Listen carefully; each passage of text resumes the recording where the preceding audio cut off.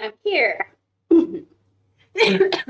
And I'm okay. Not dying, I promise.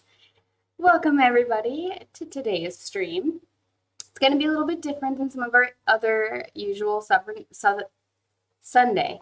streams. Hello, Reverend Mort. Usual introduction. My name is Ariana. I'm the co-director of the Consent Academy, a Seattle-based nonprofit that aims to spread consent culture and consent as daily life.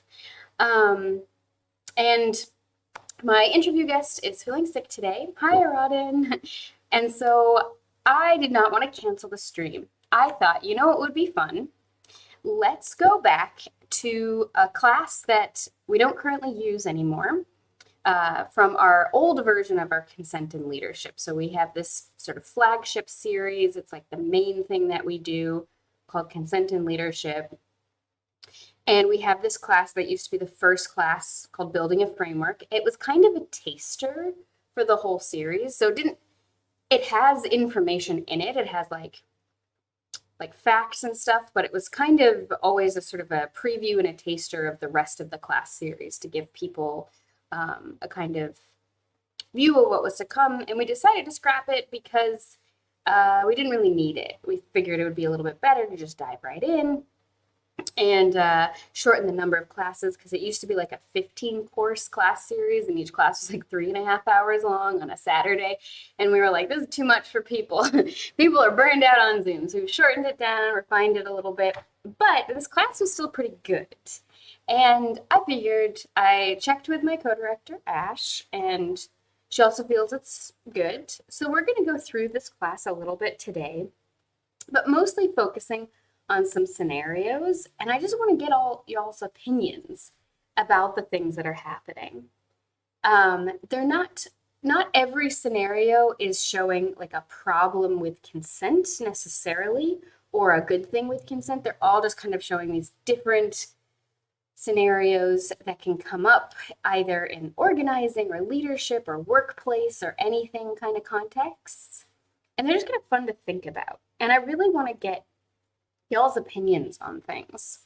I love it when you all can share your opinions. They do not need to be super thought out or super well written or anything like that. Like, you can just be like, I think, and then give me like 2 words, whatever works for you. So with that in mind, as we usually do in our classes, do I have your consent to continue? We always do this at the beginning of our classes. We give people a preview of what we're going to do in the class, and then ask people for their consent so that we can know everyone's feeling good about it. If there's anything that stuck out to someone, like, oh no, I don't want to talk about this, or like, please make sure you don't mention that, or like, I already disagree with the thing. We always like to check in. So thank you for the yes, Aradin. Anyone else who's watching, if you want to give me a yes, feel free. You don't have to. It's just nice to think about, do you want to consent to this? Do you want to consent to being in a discussion with me today, together, to talk about some scenarios and what do we think is happening there?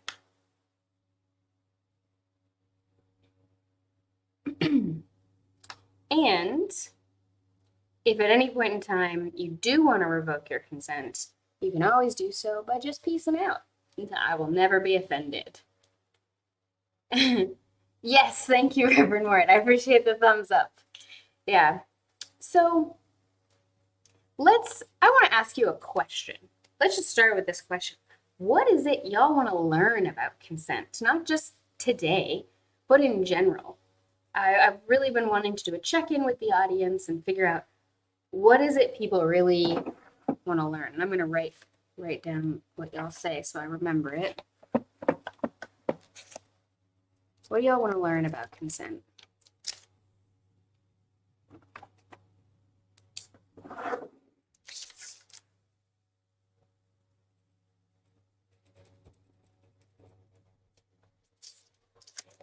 What do you think? What would be, and it's totally cool if you don't actually know, because it's actually kind of, I think, a hard question to answer, because consent is such a big topic that it's kind of hard to always know where you even want to begin with it. I remember when I first started going to Consent Academy stuff before I was even a volunteer, and basically the things I wanted to learn was to like how to help people understand that consent is important was one of the biggest things for me. Like, how do I show people that consent is part of everything? How do I communicate it to people? I really got involved with Consent Academy because of issues in my own leadership and organizing, like co-organizing with other people. And I was really with a bunch of people who were very like capital W white feminist, which was very much like we care more about optics. We care a lot about like the idea of things, and like consent is only about women and only about women as victims, but most people are just exaggerating anyway, so let's not make too much of a fuss about it. We just say the word and that's enough. And I was like, holy shit, this is terrible. And so I was at like a frustration loss. And I didn't really know how to talk about consent in the way I do now, years later. And that's really what I wanted to know. Like, how do I actually talk about consent in these ways? Reverend Moore, what'd you say? Honestly, when it comes to consent, I'm always most eager to learn what I don't even think to try to learn. Like finding viewpoints I never had in my mind seems like the best way to truly expand my understanding of how to respect others without prejudice of my own social upbringing. I love that. That is a really good way, especially this whole like recognizing our social upbringing. This is one of those things that does make consent really tricky, which is that we get really used to the sort of default framework we have with other people about what is and isn't normal, what is and isn't consensual, and we don't even think about it. Like you have the ways in which you act with, say, a stranger on the street, versus like a coworker, versus a dear friend, versus a family member, and the things that generally speaking, are and aren't appropriate to do, right? And like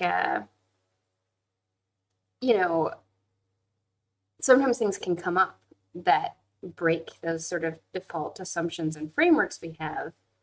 And it doesn't mean that we're bad or wrong or whatever. It's just that the frameworks don't always fit. And I think that that's really tough because most of the time we're all just kind of working through this framework and not necessarily thinking too much about it. We only tend to really notice consent, excuse me, when something goes wrong. Yeah, Aradini said, I'm still pretty new, so I think I'm still learning about it. So I don't know what I want to learn, if that makes sense. In the sense that you don't realize how broad and deep a subject is until you learn more about it. Yeah. Okay. I need to get a cough drop, but otherwise, I love both of your answers, and I think this will be great. So then, let's think about just this question. How comfortable are you with the idea of consent? And how comfortable are you with being in a position of any kind of leadership? This doesn't have to be formal leadership. It could be like just, someone people trust, or someone who's active in a community, like, Arad and you being a moderator is a type of leadership. And I try to empower you to make decisions, and you do, and I really appreciate it. And just stepping up, to me, that's a type of leadership. So what do you think? And what else did you say about it? I've learned a lot about a number of things that I never would have thought of already. So I think maybe I want to learn about the things I never would have thought to ask about. Yeah. And then, so we have these two questions. Topic of consent and being a leader.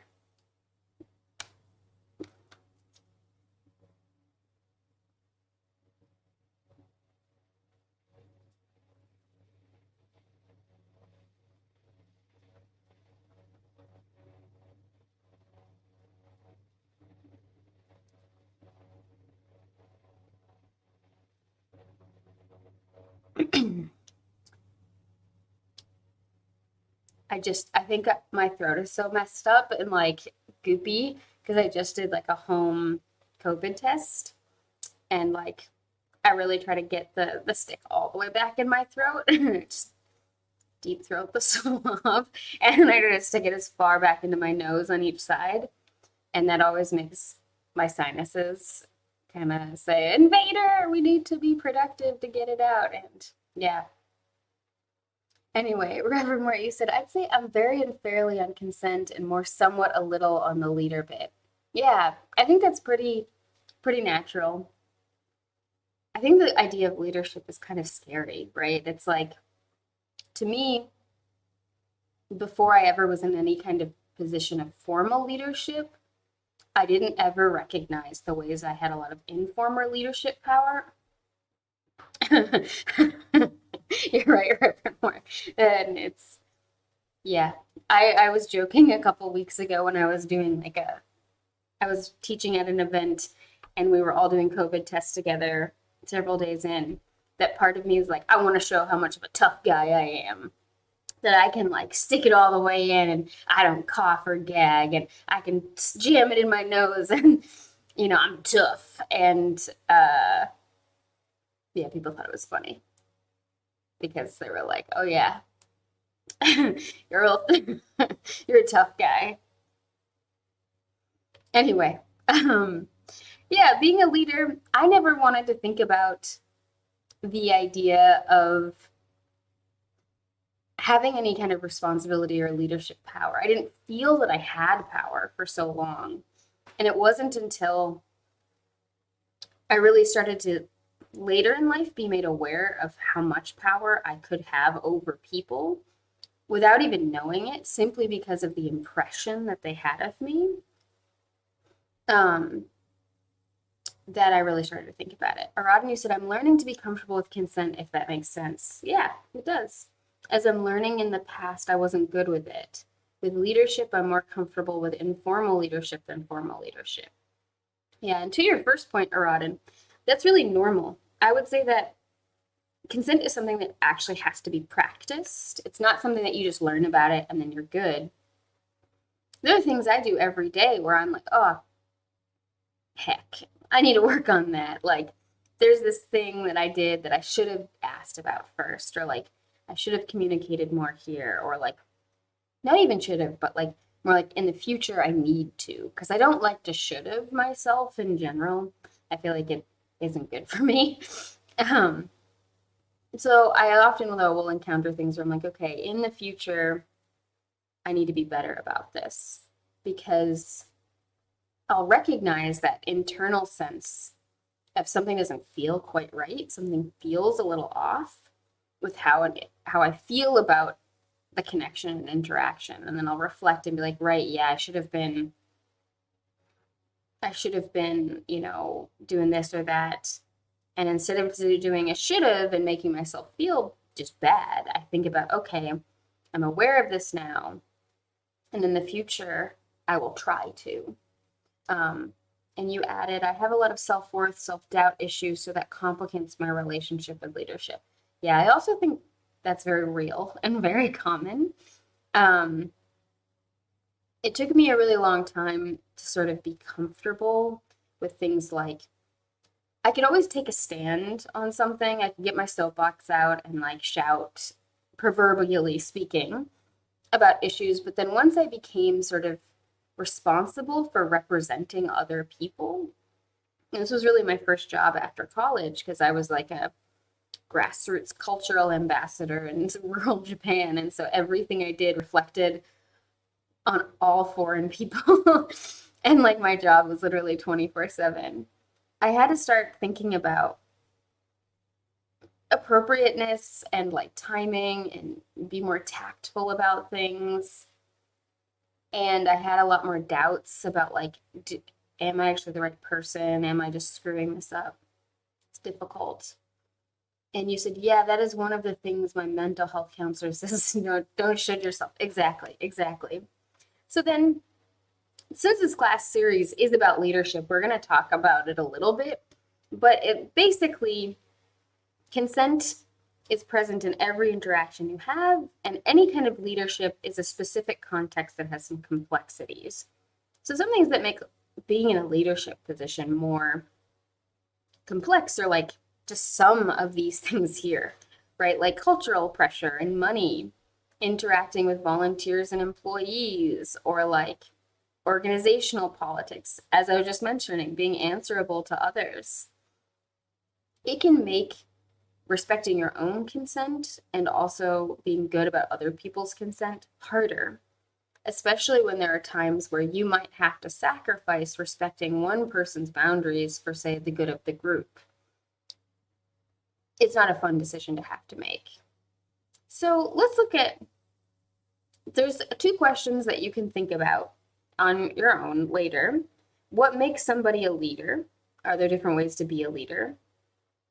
And what kind of leader are you in your own life? And I really want to encourage you, everybody watching, to know that even just by coming to these streams and wanting to learn more about consent and think about it and integrate it more into your life, that's a kind of leadership. That's leading by example. That's investing in a skill that the communities and subcultures, friend groups, and family, you're doing something really positive that will benefit all of these other people.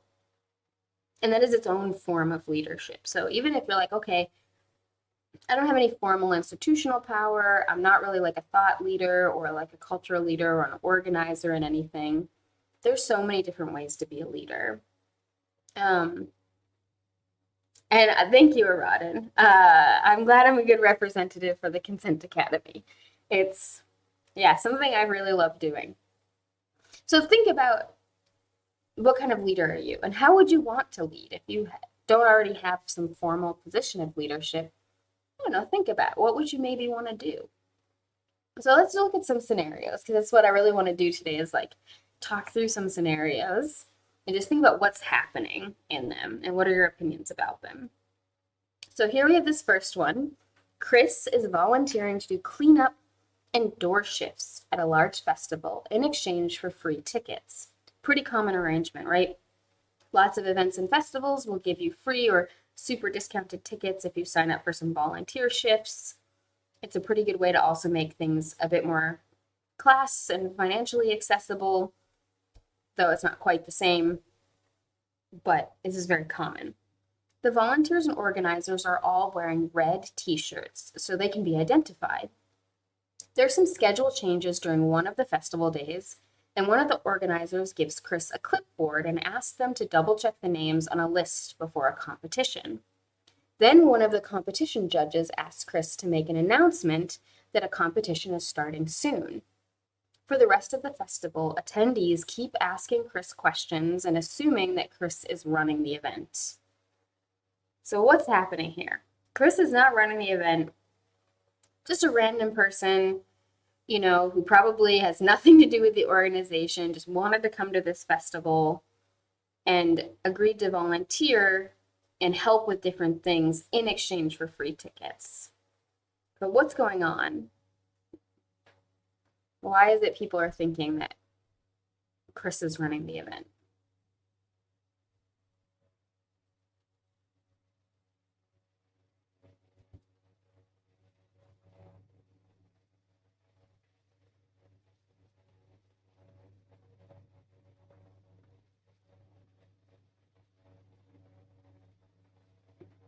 Oh yeah, and Aradin, you had an answer to something we talked about a minute ago. So many different kinds of leaders and leadership styles, and which some is something I wish I was more broadly known than the typical stereotypical leadership style. Yeah, for sure. Okay, good. So I noticed my mic was picking up my desk fan, so I tilted it down. And Reverend Mort, projection of responsibility. Yeah, for sure. So there's a term for this exact phenomena. It's sometimes called clipboard syndrome or microphone syndrome. And it's that simply standing on a stage, for example, you're suddenly going to be given a lot more power. People forget that, like, yeah, exactly, Ron. They see the people coming to him, so they assume he is in a position of authority. So this idea of like context, right? How do I want to explain this? A good parallel example is a lot of celebrities. A lot of celebrities people think are like so attractive or so beautiful or so talented or whatever. And it's the context in which we're being presented them. The fact that, like, the camera in a movie or a TV show is allowed to gaze at them for a length of time and an intensity that we can't normally do. But gazing at people in that way is very powerful. It creates these powerful connections. Then being surrounded by glitz and glamour, being on a stage makes us think, because of the sort of social ritual of that, or we call it more the semiotics. Semiotics, if you don't know, is like a field that's kind of overlaps with a lot of other domains like sociology, linguistics, philosophy, psychology. And it's the study of signs and symbols in a culture. It's like you see, an old Crown Victoria with tinted windows, and even though police stations or police precincts all over the United States haven't used Crown Victorias as police cars in decades, it's so ingrained that we might immediately think, oh, that's a police car, I need to slow down, or something like that. That's like sort of what semiotics looks at in a very simplified context. But someone being on a stage automatically creates this association for us with power. If you see someone wearing a police uniform, you immediately have an idea of how you are allowed to and are expected to interact with them without needing to really be reminded or told. Yeah, or a white coat, exactly, Aradin. And so by having a clipboard, being on a stage, people don't know that Chris is not in charge. This is something that I often counsel organizers, and especially event organizers, to really be aware that the random attendees of your event are not going to have any clue who is actually running the event, and they're not going to have any clue about your random door volunteer taking tickets not being part of the actual organizing team, for example. So, especially for safety things, you really want to give the people working even at the door in the very visible spaces a little bit of training of how do you handle it if someone's in a crisis and they come up to you. They don't need to handle the whole thing. You should have a safety team for that. But you don't want the random door volunteer to get someone coming up to them crying. They have no idea how to respond to this person, and they say something really hurtful. Because just wearing the red shirt, just being in this place, we automatically think that they have a lot of power, and therefore we give them power. Rodden, you said also they generally have a whole host of people that are solely responsible for making them look as good as possible. Celebrity comment. Yeah, absolutely. Yeah, I mean, celebrities and like fitness influencers and models, it's like literally their full-time job to look the way they look. I mean, a lot of us could look nearly as good if we spent a full-time job's worth of effort on trying to look like that, right? Anyway, so this is what's happening here. All right, let's look at a different scenario. Joe is active in their local board game scene. They care deeply about the health and stability of their scene, but don't have the time or resources to run a space or events. They often attend and help promote events and volunteer when they can. They share their compliments and criticisms online and encourage the organizers to keep working hard and also to do better. Many people trust Joe's opinions and think Joe is very well informed and insightful. When something goes wrong in the scene, many people look to what Joe says to guide them. Yeah, Reverend Moore, and spend a few dollars a month. Beauty standards are expensive. That's why I said look almost as good as rich and famous people, because like we don't have their resources and all. Yeah, I mean, there are a lot of, oh, Deceptive Mirror, hi. Oh, thank you. You subscribed for 2 months. I really appreciate that. I don't know if you just joined, but we're just talking through some scenarios today from an old class that we don't teach anymore, but that has a lot of fun, interesting things to really dive into together. Yeah, so what do we think about this situation here with Joe? How is this person a leader?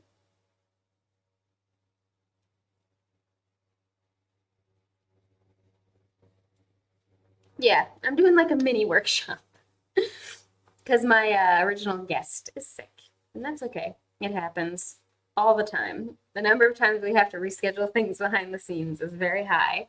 Um, and all my other possible backup guests are busy. Yeah, Arad, and Joe is a community leader. What are some ways that Joe is a leader? And Deceptive Mary, I say that Joe has insights and experiences that people don't have and leads people to think for themselves. Yeah, exactly. Reverend Mort feels like a very good example of how social power is informal and given by the community. Yeah, you all got this. Good. There are multiple ways in which Joe is a leader. The fact that they provide community support. You do not have to be in charge to be a leader within any community or scene. You do not have to have formal organizing power to make a huge difference. If you want to, say, help improve the video game community, you can really do a lot just through small things. Deceptive Mary said, I might take it one step further. A leader isn't always a figurehead. Yeah, good.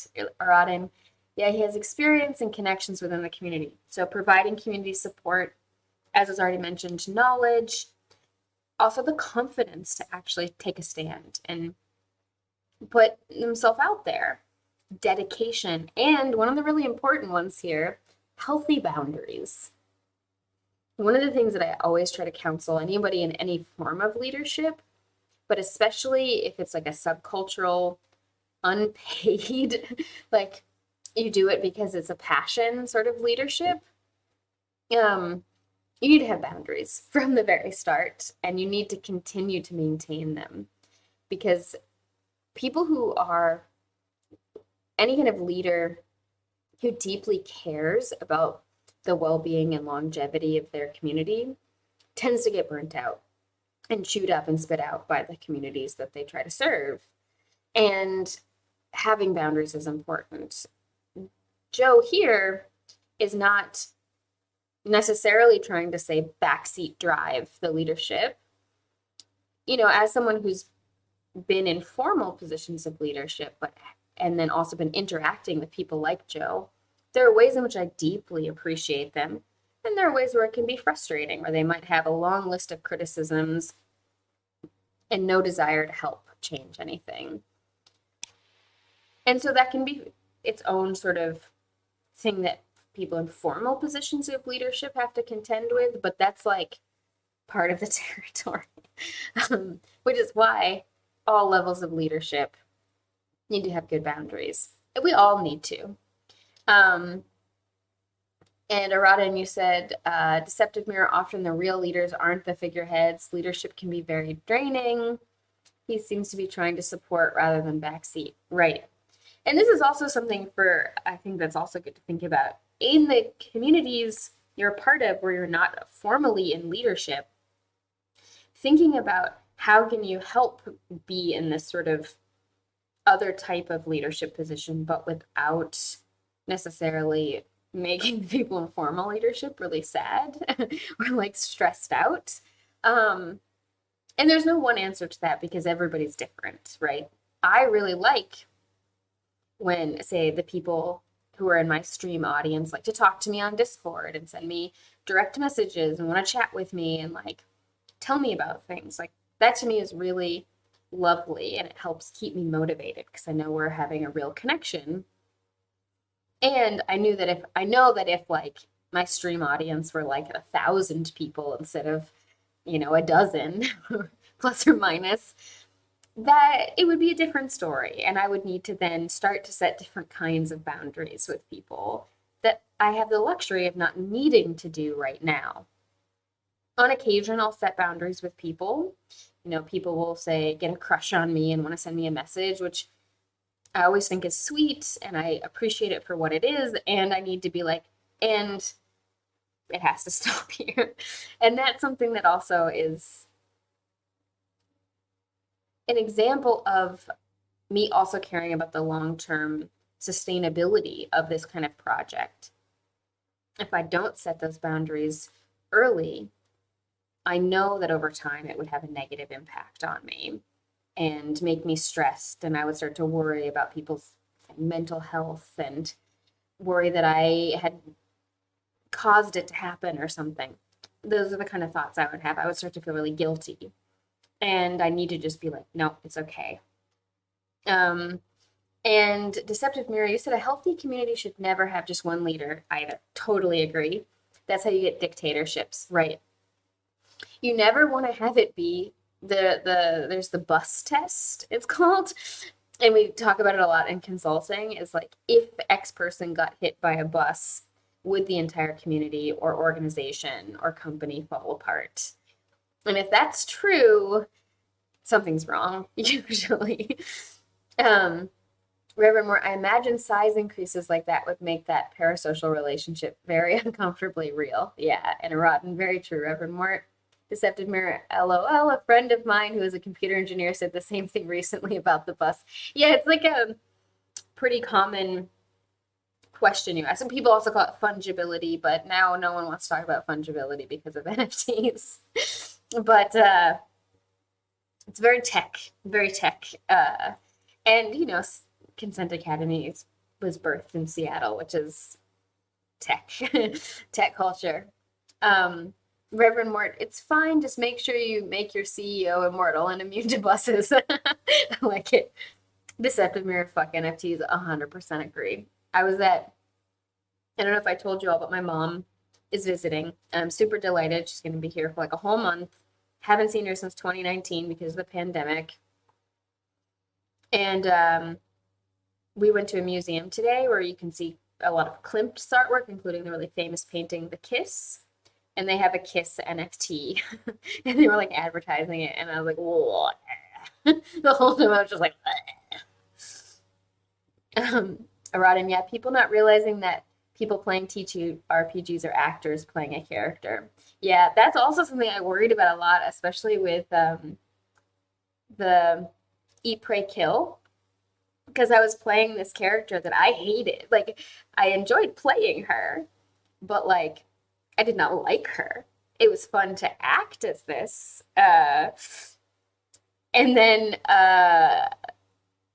she was kind of terrible person, well, demon, and like a hot mess, and really selfish and conceited and all this other stuff. And it was fun to play something that was like so antithetical to how I try to conduct myself.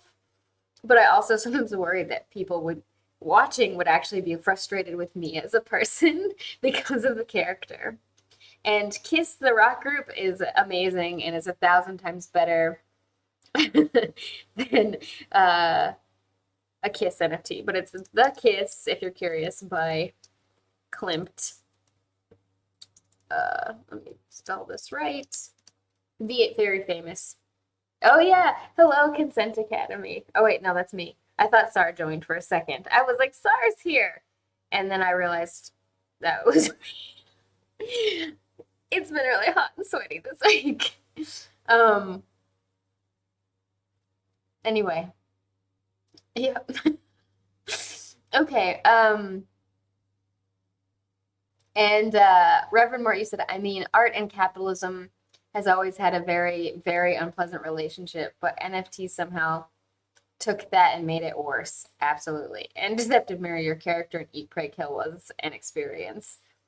Yes.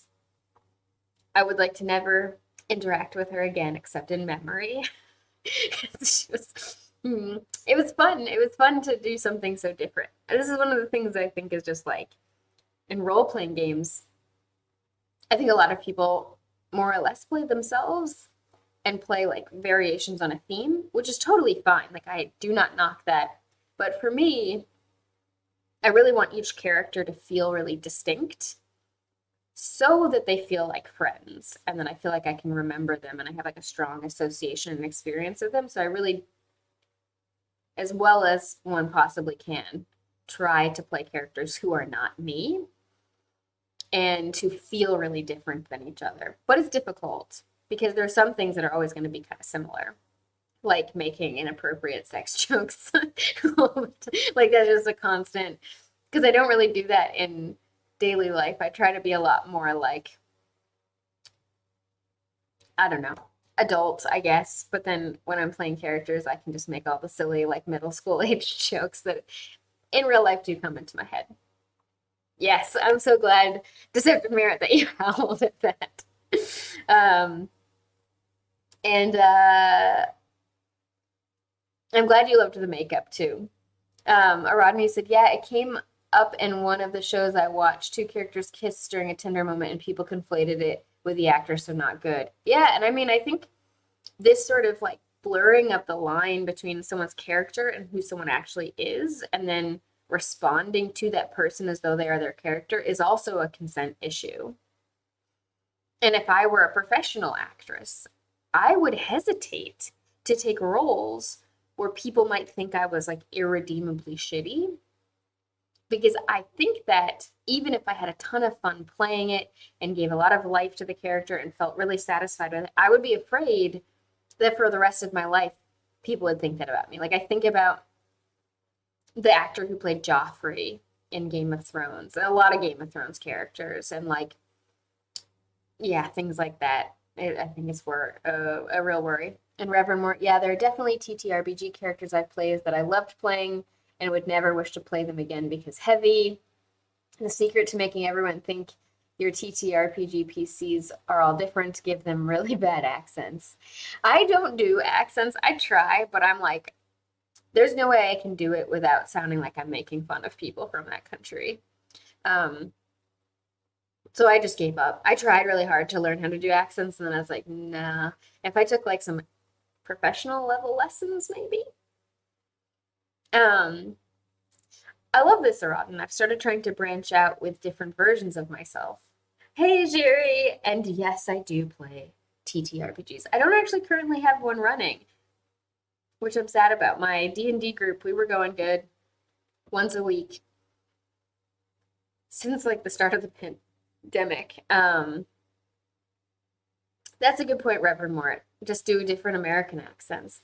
I could do that. I could do like a really embarrassing Texas accent and then try to do like a South Carolina accent and then um um what are you responding to? I don't remember. Um oh, I see. I see. You're responding to Jerry. Yes, I understand.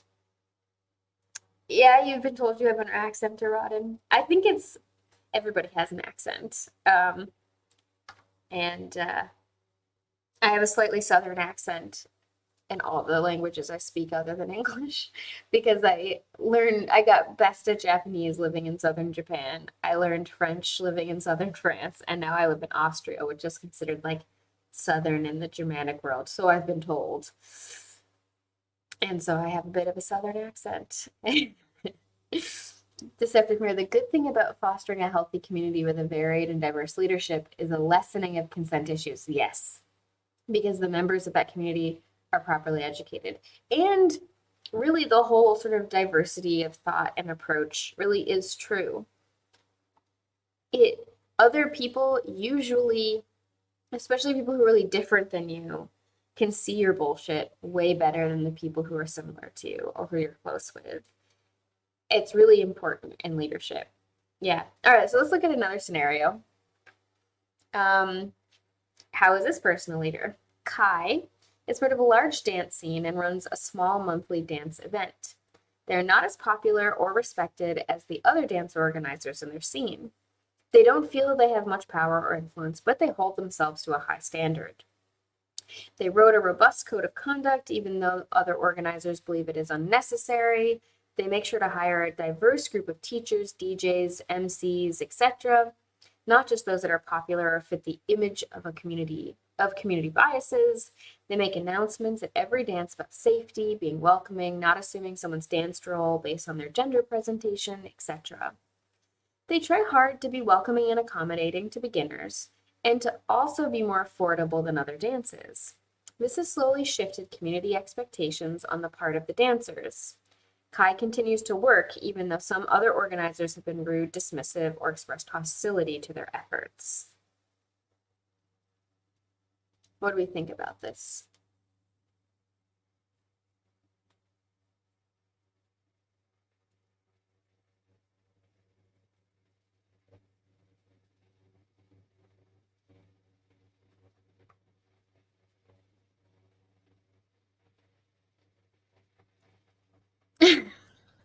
You got it, Rod.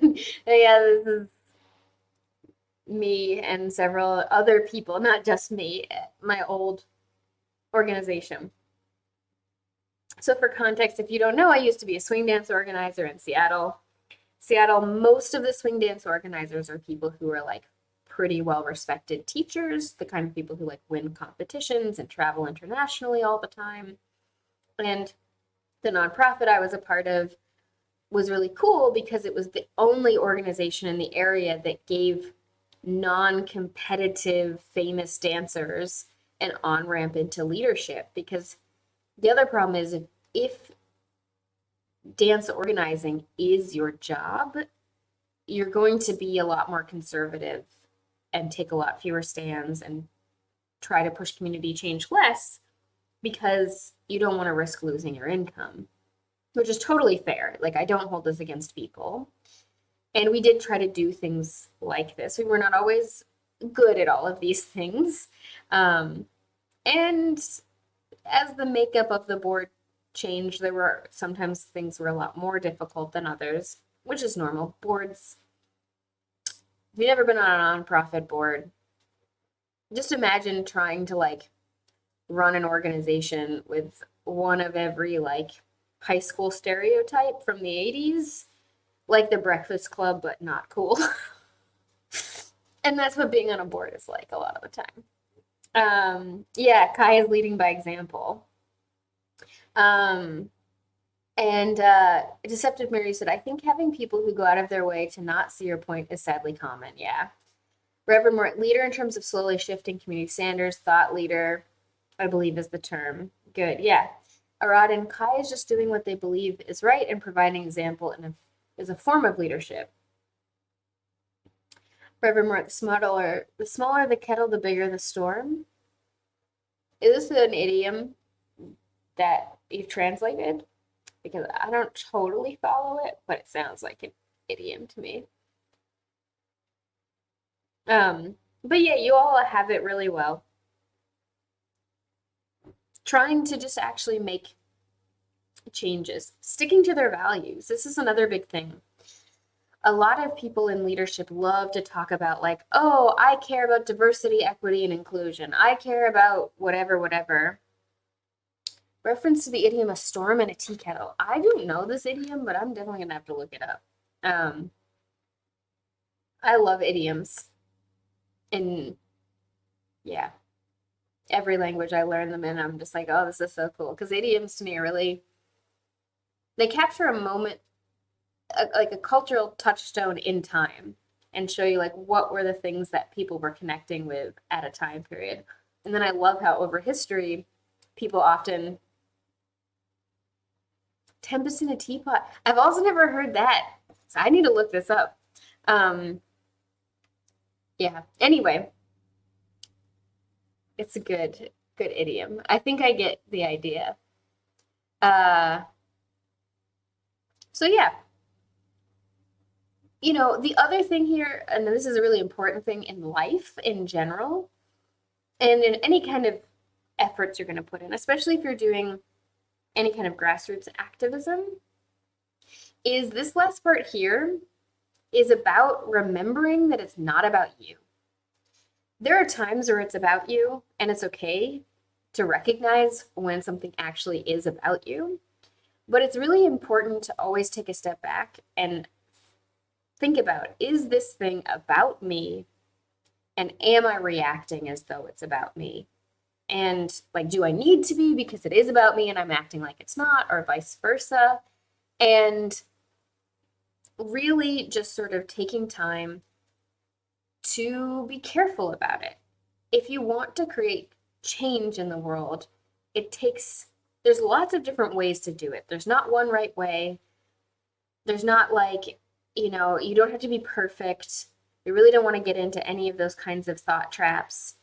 And you want to make sure that you have thick skin, or you try to develop thick skin, or even just thick skin, as they say in some specific spots, meaning you don't want to get easily pulled down. You don't want to let people's, like gossip or rudeness or dismissiveness kill it. you just got to take it on the chin and keep going because it's not about you. You know, this is the road of all activism and cultural change is you're going to face pushback, and it's important to just keep going. And the same thing is also part of living with your values. Every year I like to do an assessment where I write out the things that are really important to me, and I like to compare it to previous years and see if things have changed. And I don't just mean like ethical values, like there's those, but then also like how do I want to spend my time? And then I do an assessment of like, am I living in alignment with my values? If I really value things like friendship and like having deep and meaningful friends, but I keep blowing my friends off when they invite me to things because I feel like, oh, I'm too tired, or oh, it's too hot, or oh, I'm kind of busy, or oh, like, are friends important to me now? It's okay if I decide, okay, they're not. Like right now, I really want to prioritize rest. And I kind of just want to be by myself for a while. That's totally fine. But then I would want to update my sense of what's important to me. And we also got to do this in terms of leadership and activism and trying to change the world for the better. You know, this is how we can be superheroes, basically. Not making it about us, being able to handle tension, conflict, disagreement, pushback, people being rude or mean to you, and checking that we're actually living in alignment with the things that are important to us on all levels. Aradhana said, "This is how I try to share my faith personally rather than berating people with it, just living my beliefs." Yeah, exactly. And I think that's often what people want from Christians in general is to be like, yeah, just live your beliefs and like lead by example. There are plenty of really beautiful, wonderful things in Christianity that can be great. And, you know, that's really the key.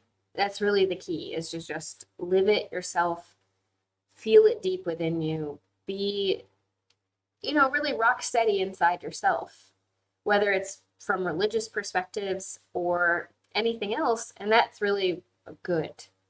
Um, Slippery skin rather than thick skin.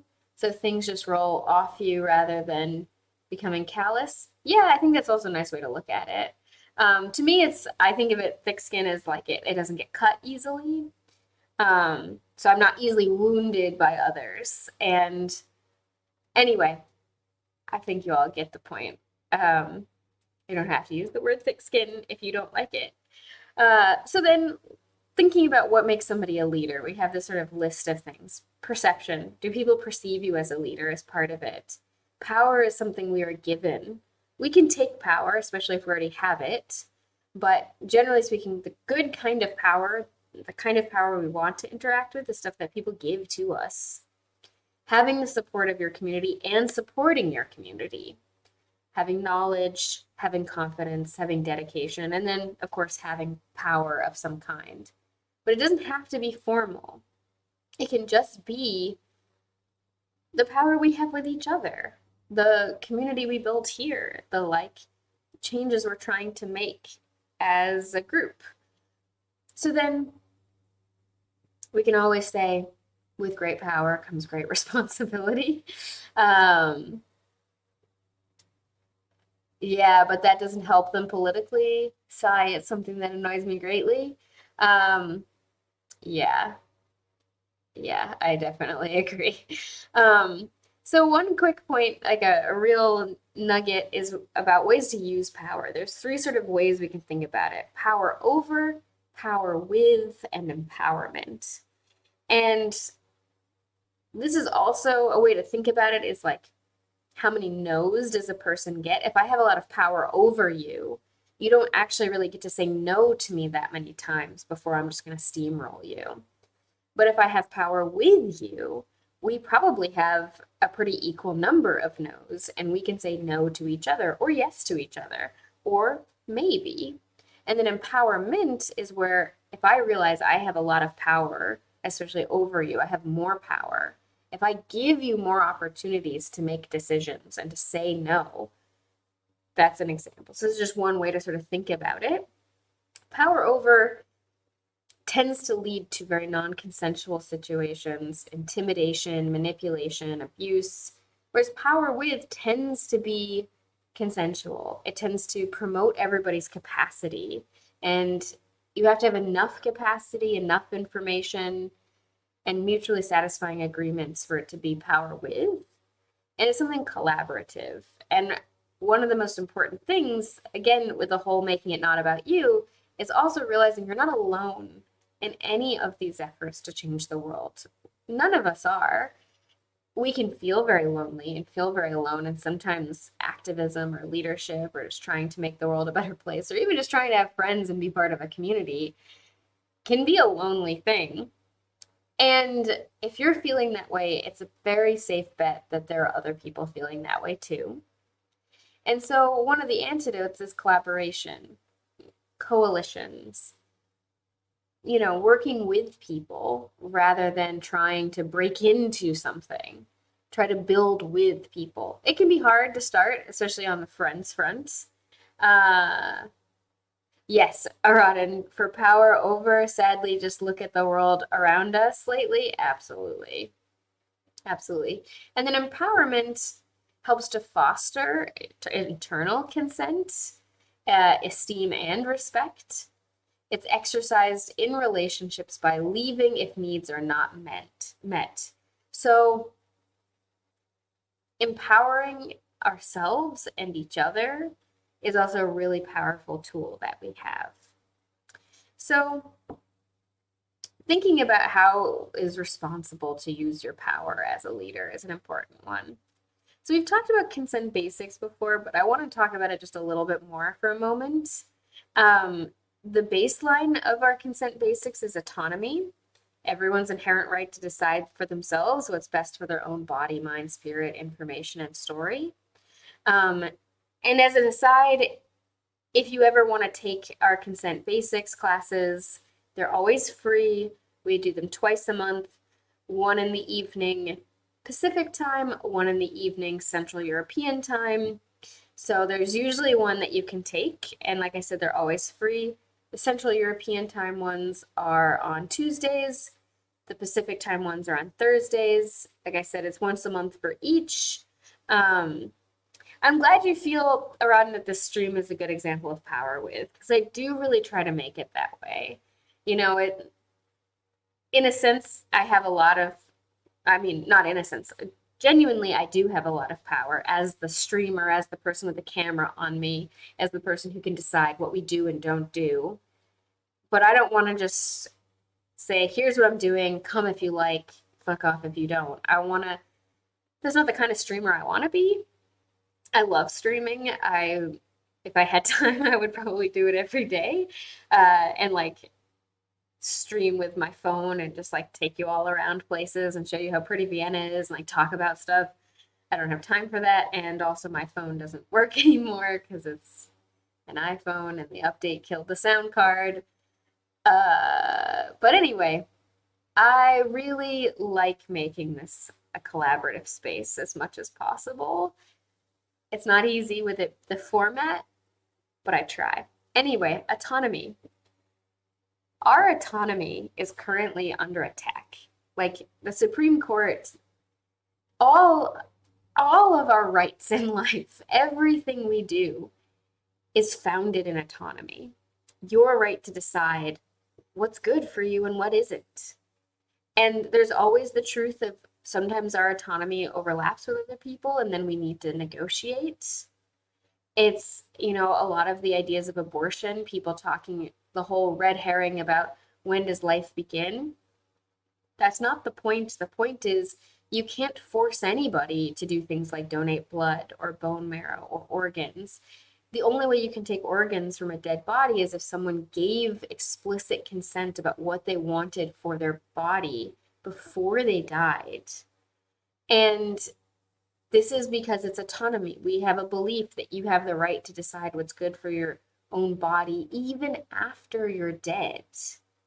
Everything is based in the right to autonomy. Yeah, a deceptive mirror. The irony of a black judge going, after every progressive ruling except the one that would have criminalized his interracial marriage. There's a really good Key and Peele sketch about Black conservative men. I'm just gonna put that out there. You should check it out. Actually, let me just get it for y'all right now. YouTube.com, because it just really fits. I think you all should. Yes, we are not a monolith. Oh, it's really just too good. Oh, none of my front page recommendations are weird. I keep getting these like strange things. Anyway, Peel,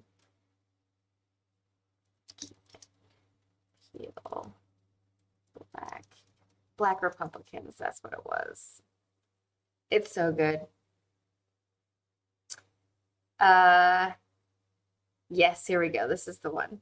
I'm just gonna, can I just, I don't want it to autoplay, but it will. All right, pause.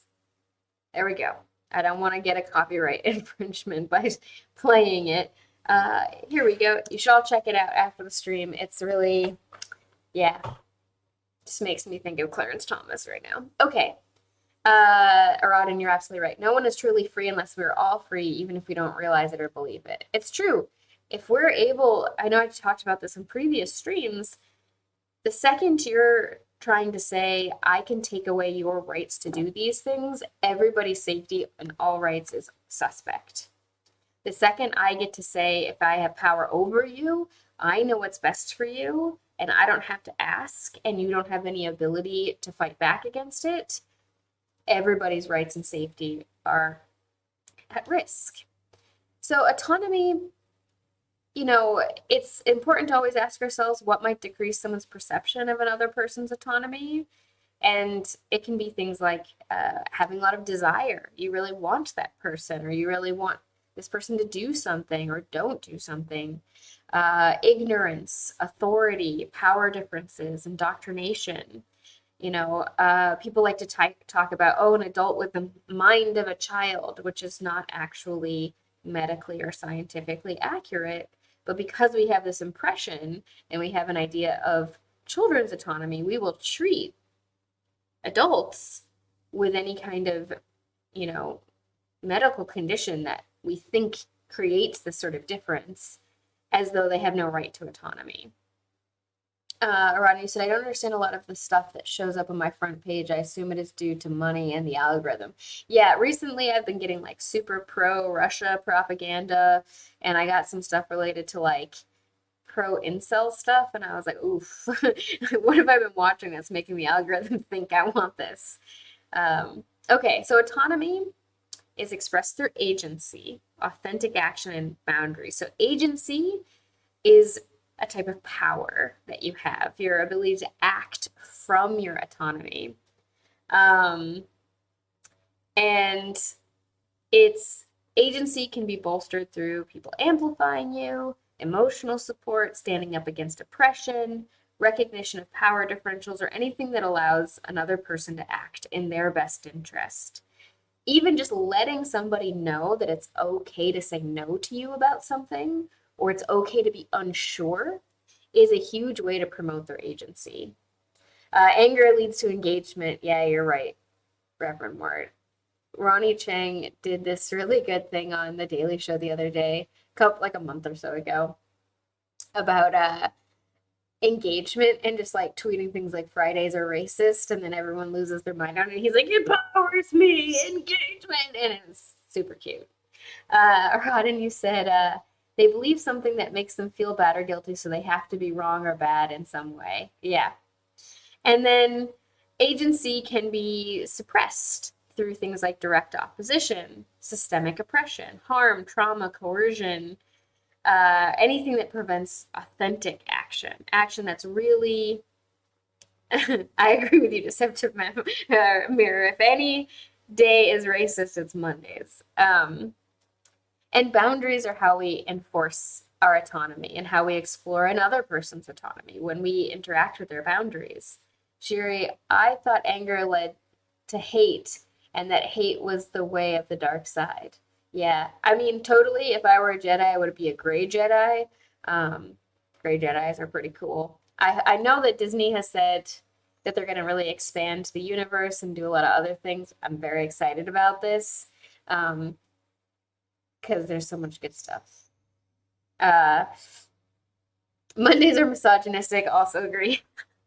Anyway, autonomy is the sort of basis of our whole model of consent. So then we have this idea of pillars of consent. One of them is capacity, your ability to both give and receive consent. I totally agree, deceptive mirror. They can be racist and misogynistic. Um, Things that reduce capacity, we've talked about this before. Um, capacity exists on a spectrum from incapacitated to impaired or diminished to 100% capable. And remember, 100% capable is a myth that only exists in video games where it says you wake up arrested. Otherwise, you should always assume people have some amount of diminished capacity. I agree with you, Rod, and I think most people would be gray Jedi. Yeah. Uh, I don't know. I don't like the Jedi the same way I don't really like Gryffindors from Harry Potter because they just seemed like cops. They just seemed like cops all the time. And I don't know. Uh, Deceptive Mirror, yeah, Grey Jedi seem capable of having healthy emotional reactions instead of seeming like passionless zombies. Revermore designated hero category. The Wednesday, it was thought Wednesday was great. Yeah, so things that also diminish your capacity is like having really strong emotions, any kind of physical pain, being hungry, strong desires for something, or um, being asleep. uh, these sorts of things reduce your capacity. Some other levels, things that reduce capacity are also things like trauma. Um, and let's look at a scenario real quick. Uh, That's what do you think is happening here? And I'm going to read Reverend Mort. What did you say? On the topic of Gryffindors, Dimension 20's Misfits and Magic is a beautiful send up of all Harry Potter's problematic aspects by someone who clearly loved it as a child. Yeah, I'll have to check that out. Aradin. Yeah, they are the lawful good, quote good, sigh, rolls eyes. Yes, exactly. The like, I know what's best, therefore I don't have to respect anybody's boundaries. I can just read your private stuff because it's for the greater good all the time. Okay, so let's see, what do we think is happening in this scenario? After a workshop, a participant comes over to talk to you. They are sweating, breathing a bit rapidly, and also smiling. You remember them smiling and laughing a lot during some group activities. They say that something was weird during the class and they keep looking around. You ask them if they want to talk in a quieter, more private space, and they agree. You offer them some water and a comfortable place to sit. You make sure not to sit between them and the exit. You tell them they can talk whenever they are ready and you allow time for them to just sit. They make a lot of jokes and seem upbeat, but you still allow time for them to say what was weird when they felt ready, or when they feel ready. So, what might be going on here? What do we think?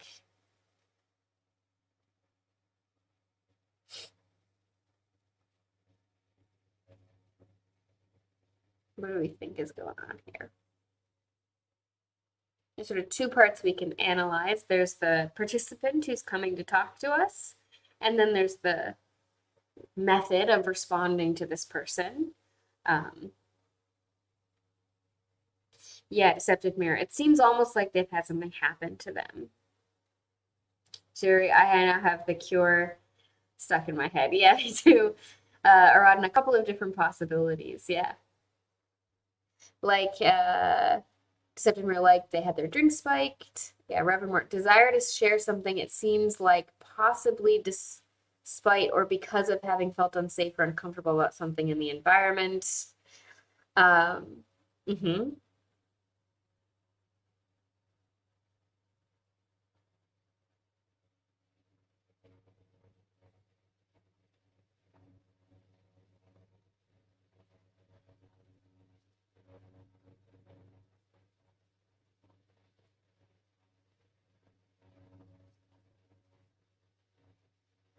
Yeah.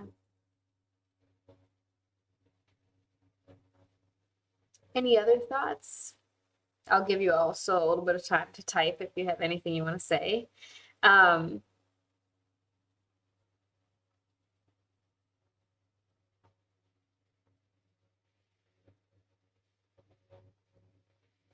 so for me, oh yeah, Rodney, you said either something happened, like maybe a racial or sexual flirting act or statement, deceptive mirror, that person might also be trying to start something, but I don't want to assume negative intent. Yeah. So here, to me, what usually sticks out is anytime I notice an incongruence. Um, when I teach just like pure communication skills, I really try to help people learn to recognize incongruence. Like you can't usually incongruence to like know for sure that someone's lying. But it means that there's this sort of disconnect between what they're feeling and how they're acting, or so like if I tell you something, a really serious statement, or I tell you like a story about what happened and I might be lying to you, and then I like shrug my shoulders at the end. Or, saying yes as you shake your head, really common.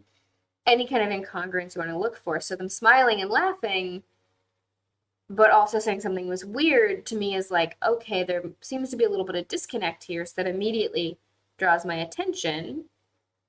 Um, and you're right, Arad, and it could also be that they're lonely and just want attention. So here, to me, my assumption would be that this could be a stress response. So I want to talk about it. So I'm going to talk about acute trauma responses for a moment. I'm not going to go too deep into it. I'm not going to talk about anything traumatic itself. I'm just going to tell you about what are some common responses. So these are called acute trauma responses, but they can also be how we respond to stress. It doesn't necessarily have to be trauma. Um, and so we have the fight and flight. Fight means you try to fight it. It doesn't necessarily have to be a physical response. It could also be arguing. A lot of times when people get into fight mode, they make themselves bigger. They might put their arms above their head. One time I was talking to a guy, I was like debating him. He was like 6'4", and we were debating Brave New World versus 1984, and he was getting really intimidated, and he just like literally put his arms above his head while talking to me. And that's how I knew like I'm stressing this guy out. Maybe we should take a pause. We weren't like yelling or anything. We were just having a fun conversation and I was enjoying it. And then I saw this reaction and I was like, okay, let's take a pause. So fight can be arguing back. It can be puffing yourself up. Most of these responses also include increases in blood pressure, breathing faster, perspiration, um, pupil sizes changing. Because when we're really stressed, our body responds to prepare us to be safer, to defend ourselves. It's like before you take a test or do a presentation, if you start to feel anxious, it's not necessarily a bad thing. It's your nervous system trying to give you the best chance. But there's like differences in the other aspects of it. So like making yourself bigger, taking up space, raising your voice, like making fists, all can be signs of fight. Flight, literally running away, but it can also be just like mentally running away, distancing yourself. Dissociation is a kind of flight response. Um, uh, so fuck should not be on the trauma response list exactly. That is the So we have the sympathetic and the parasympathetic nervous systems, and they're both always in competition to take over. And there are ways you can force one to give up control. So if you're in a stress or trauma response, the feeding, like eating food, digestion is not possible when one of the nervous systems is in power. So if you eat food, it will kind of force your body out of the fight or flight response. And having sex, orgasming, that kind of stuff also helps. Um, but yeah, the fight, flight, freeze, and feed and fuck is what they often call it. And it's about this dynamic between the two nervous systems. That's also why, though, you can become aroused under pressure and under stress and can become really hungry. It's this kind of interplay between these two nervous systems, but it's a little bit different. But we'll talk about it a bit more. And you're not, I know you're not trying to be funny. You're absolutely right. And that's the 4 F's is what they often call it. And um, that's talking about the dynamic, like I said, between these two nervous systems rather than acute stress and trauma responses. But there is a lot of overlap. But anyway, flight can also mean like just ignoring things. Like I can sometimes get email anxiety. Like I don't want to read my emails because I get convinced that there's something bad in them and like someone's going to be angry at me. So I'll just kind of like not read my emails for days, which then usually increases the risk that someone will actually be mad at me. Uh, and Aradin, yeah, anxiety plus tendency towards psychosomatism is not a fun combination, I can attest to. Yeah, that's difficult for sure. So then freeze, like the sort of like image of the deer standing in the headlights.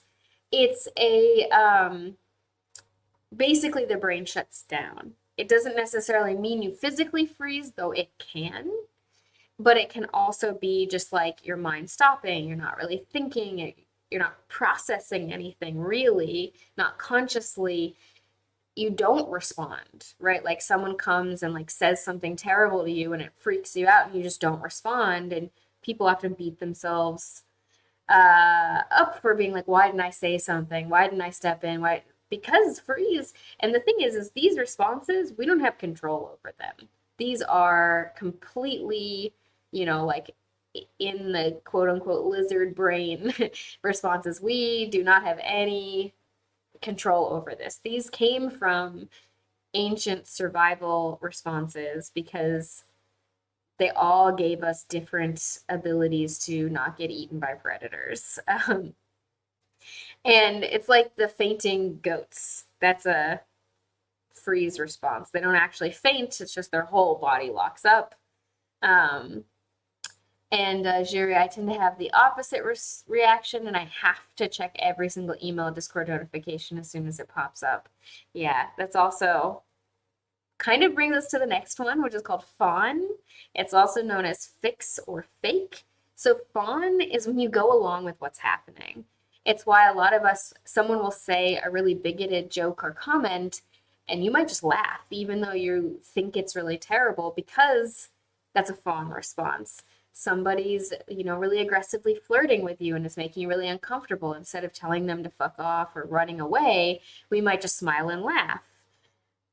I have a very strong smile and laugh response. My whole family does. It's really rough at things like funerals because we will all have these like huge smiles plastered on our faces and be like giggling at everything. But it's actually because we're completely freaked out inside and we're like devastated emotionally.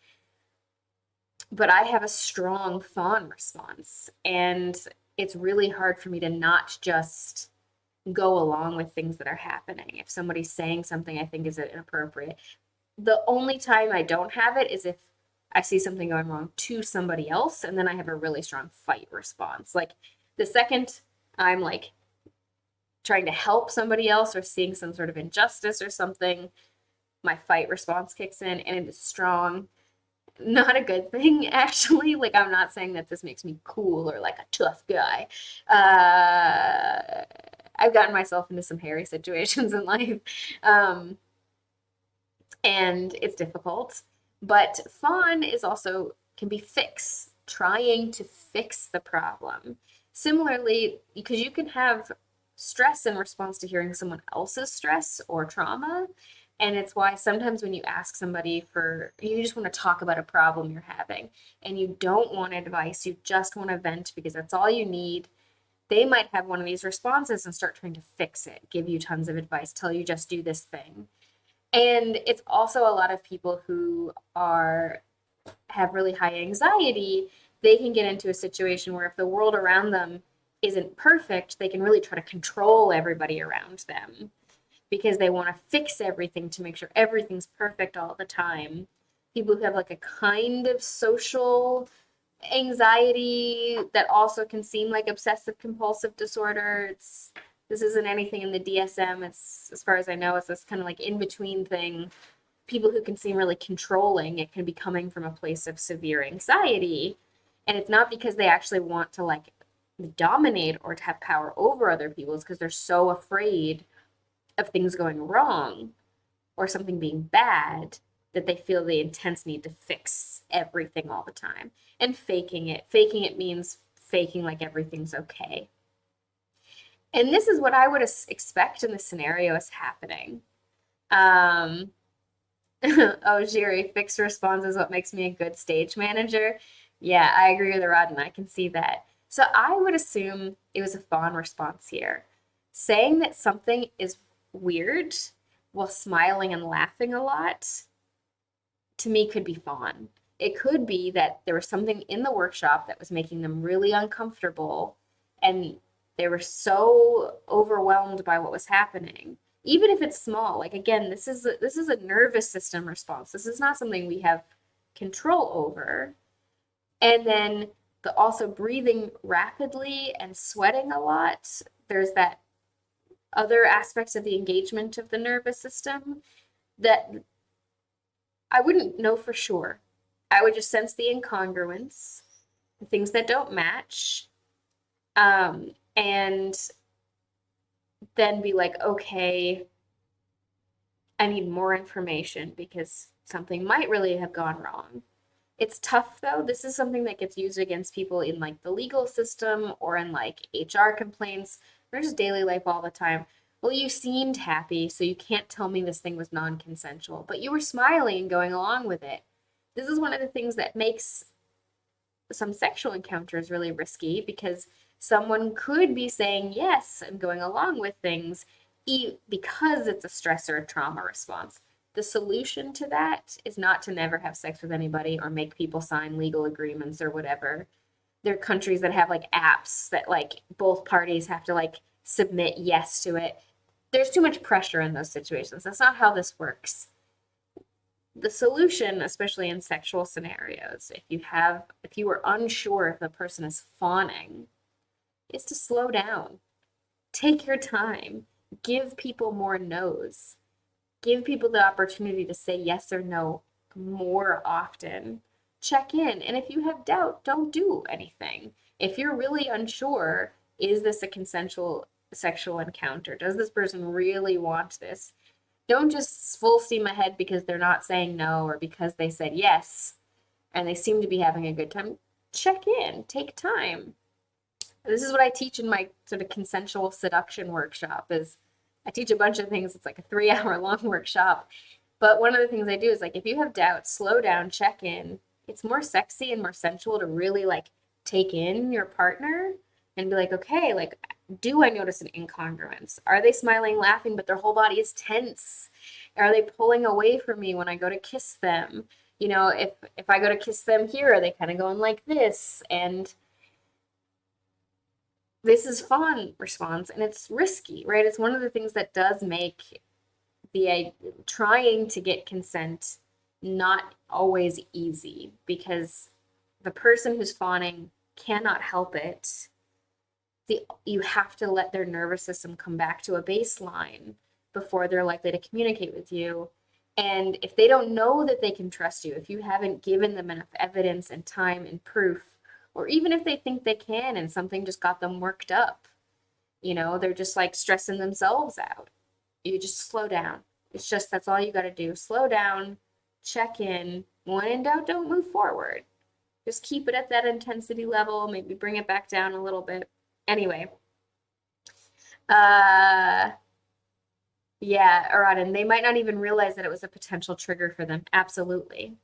And Reverend Mort, the notion of a mutual consent app is inherently ridiculous in the face of the very concept of being able to revoke consent. Yes, 100%. There was someone in a class I was teaching recently who were like, yeah, this country has it all figured out because they now do this. And I was like, ooh, there's so many things wrong with this statement. I don't have time to get into it in class. Deceptive mirror, don't be in a hurry to get an orgasm. Pay attention to your partner. Plus, asking for consent, hot. Yes, those are the things I always try to say. Somebody really telling me, hey, this is what I want, this is what I like, is 1,000 times hotter than anything else. I'm not going to go into too many details, even though this is always listed as an 18 plus stream, because we can get lost in that. But there's a lot of how to make these sorts of communications way sexier and way more consensual. Arad, and you said, is that similar to the whole don't apologize after an accident, as that can be taken as admission of fault regarding the legal stuff? That I don't really know how to say. I mean, apologizing after an accident is always part of taking responsibility for it. And I think it's a good thing. You don't have to necessarily apologize for what you did, but you can apologize for the impact that you had. Because it's completely possible to try your best to do consent as well as possible and for things to still go wrong. We really stress always in our classes that none of what we teach is prevention. It is only ever risk reduction. In any interpersonal interaction, there's always risk of consent being violated, but there's also opportunities for consent to be affirmed. And so, if someone feels hurt, they're hurt. That's how we know that it was someone's hurt, because they feel hurt. If they feel harmed, yeah, I mean, some people's threshold for feeling harmed is way lower than other people. And that's also just life. What's a normal Tuesday to me might be the worst thing that's ever happened to somebody else. And that doesn't mean either of us are wrong or bad. And so thinking about this, yeah, just Jerry, I like your joke. If you're from Minnesota, apologizing admits nothing other than being Minnesotan. Deceptive mirror, adding to the, let me back up, sensuality of such an encounter. Add in some slowness, some massage to relax and enjoy. Hell yeah. Yeah, massage is like the go-to seduction technique. I think that everyone should have. Like, learning how to actually be good at massaging. I can't tell you the number of times I've asked someone I was dating for a massage because I have a little bit of scoliosis and I have a lot of back and nerve pain. And then like 5 seconds in, they're just like humping my ass, and I'm like, come on. Like, I thought you were actually gonna massage me. Like, if you took your time and you did it well, this would probably get me in the mood anyway. And you're right, massage is both seduction and relaxation. And it can be a way to also slow down and check back in. This is the other thing about sex. It doesn't have to be just a continuous like ramp up to orgasm and then it's over. It can have highs and lows and ebbs and flows, and like you can take your time. Really. Okay, backing up. Aradin, yeah, I'm Canadian. I apologize for everything. Reverend Mort, the problem is, of course, that law and social norms or even internal ethics really coincide. Like, the social norm and ethical thing would be to apologize. The legal reality is that, unfortunately, the rigorous language of legalism means there's a lot of situation in which those norms become legal liabilities, whether or not that's a good thing.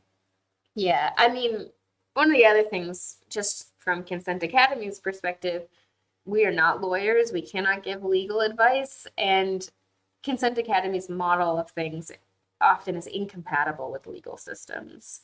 We think about things really differently, and that's just an inevitability and not something we can do, yeah, a lot about. And Rodney said, oh, yeah, definitely not a good thing, but just something I have heard. Yeah, yeah. I didn't think that you were a proponent of that. Rivermort, I totally agree. Legal systems are often compatible with humanity. So going back to the trauma responses real quick, just to finish it out, the two more are flood and fatigue. Flood is sort of when everything's coming all at once. It can look a lot like freeze, or it can look like, you've maybe seen it in like movies or TV shows where someone's really upset about something and 1 second they're crying and the next second they're laughing and then the next second they're angry. Or it can also be like 1 second they're like cleaning the house, really doing a big project, and then the next second they're like, oh, I'm gonna cook a big meal, and then the next second they're like, oh, I gotta go do these errands, and they're kind of all over the place. Flood is just sort of like all the alarms going off at the same time. and it can manifest internally, emotionally, or externally, behaviorally. And then fatigue is getting just that, tired. This is also a very common stress response. A lot of us kind of shut down a little bit, but some people have it really extreme, like if we think of the vasovagal responses, vasovagal syncope, someone who say faints when they see blood, this is that exact kind of thing. A person who faints when they see blood has literally no control over it happening. All of these responses are along the same lines, same mechanisms. It's not something people can control. So someone who fawns a lot, you know, this is also one of those things that's like a hot take that is an unpopular opinion that might get you canceled. But like when it comes to consent, I have to be really mindful of the fact that I have a strong fawn response, and I can't just put it on everybody around me all the time to just intuit that and then always know. Sort of to check in about that, because that's an unreasonable expectation to have on everybody else. It doesn't mean my consent can't still be violated and I can't still be genuinely harmed or upset about it. And in more sort of serious connections with people, more long-term friendships, it's something I tell people about so that they can know. I don't expect them to figure it out on their own. And it's also something that if I say I'm going to a party or I'm going to like a really new space, I try to spend a couple of days beforehand building up my capacity to set boundaries and to check in with myself. Do I feel like I'm getting into a fawn response? If so, I need to sort of exit the situation. And getting better at that, practicing it in low stakes situations so that in higher stakes situations it becomes easier. It's not always possible. Having someone, if I'm going to a situation where I think it's risky, that like the risk of my consent being violated could be really high, as the risk of also a fawn response being high, I would take precautions like bringing someone with me, a friend, to be, on my team to check in. Because if I get stuck in that space and I don't even realize it's happening, they can pull me aside. It's usually my partner, Charlie. He's very good at knowing these sorts of things. We do a lot of support for each other that way. And this is not to say that if you have a fawn response and your consent gets violated, it's your fault for having a fawn response. It is not. It is always the primary responsibility always lies with the person who is changing the situation, the sort of acting person, the person who's escalating things. It's important for them to check in, and being aware of yourself in these ways, communicating in these ways is risk reduction. It's not prevention, it's risk reduction. So as someone with fawn response tendencies, I tell my friends this usually early in the friendship so that I can reduce the risk of things going wrong. It doesn't mean that things can't still go wrong. It doesn't mean that if they do, it's my fault. It's risk reduction. It's very hard. I sometimes want to talk about this on things like Twitter. Nuance is really difficult, especially in tweet format. So I saved it for this. But it is a type of risk reduction. Okay. So flood is a Monday and Friday is fatigue. Yeah. Monday for sure. I would definitely say I get some freezes on Sundays sometimes. It's one of the reasons why I like having these streams sort of towards the end of Sunday, because sometimes I just kind of like say, oh, it's already Monday. Oh. Yeah, Reverend Mort, you are 1,000% correct. The ethical gray space of risk reduction is very incompatible with 256 characters. Yes. And it's why I don't really talk about it on Twitter, because I think people would just have really bad reactions to it. They would call me an apologist for whatever, or they wouldn't read the whole thing. And it's risk reduction. That's really all we're ever talking about. It's the same thing with the advice of like never leave a drink unattended, don't walk home alone at night, yada yada. That's not prevention, that's risk reduction. And I agree, Reverend Mort. Twitter is terrible for discourse. So then a couple other things related to all of this. We have the idea of information as being part of consent. Do people actually know what they are consenting to? And do they understand what they're consenting to? If there's ever anything that says, where you say, I would never have said yes to this had I known this, that means you didn't have enough information or enough understanding to actually give consent. It's tough because we don't know what we don't know, so we don't always know what to ask. Um, it's difficult. It's difficult.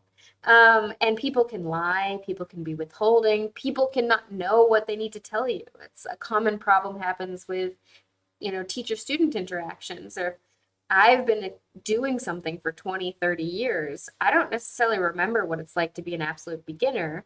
So I might not know to warn you, oh yeah, there's a risk you're going to break your arm, because I might think, sure, you could break your arm, but there's no way anyone would ever do this thing that could cause their arm to get broken. So I don't know to tell you to not do this thing because I could not imagine anyone doing it.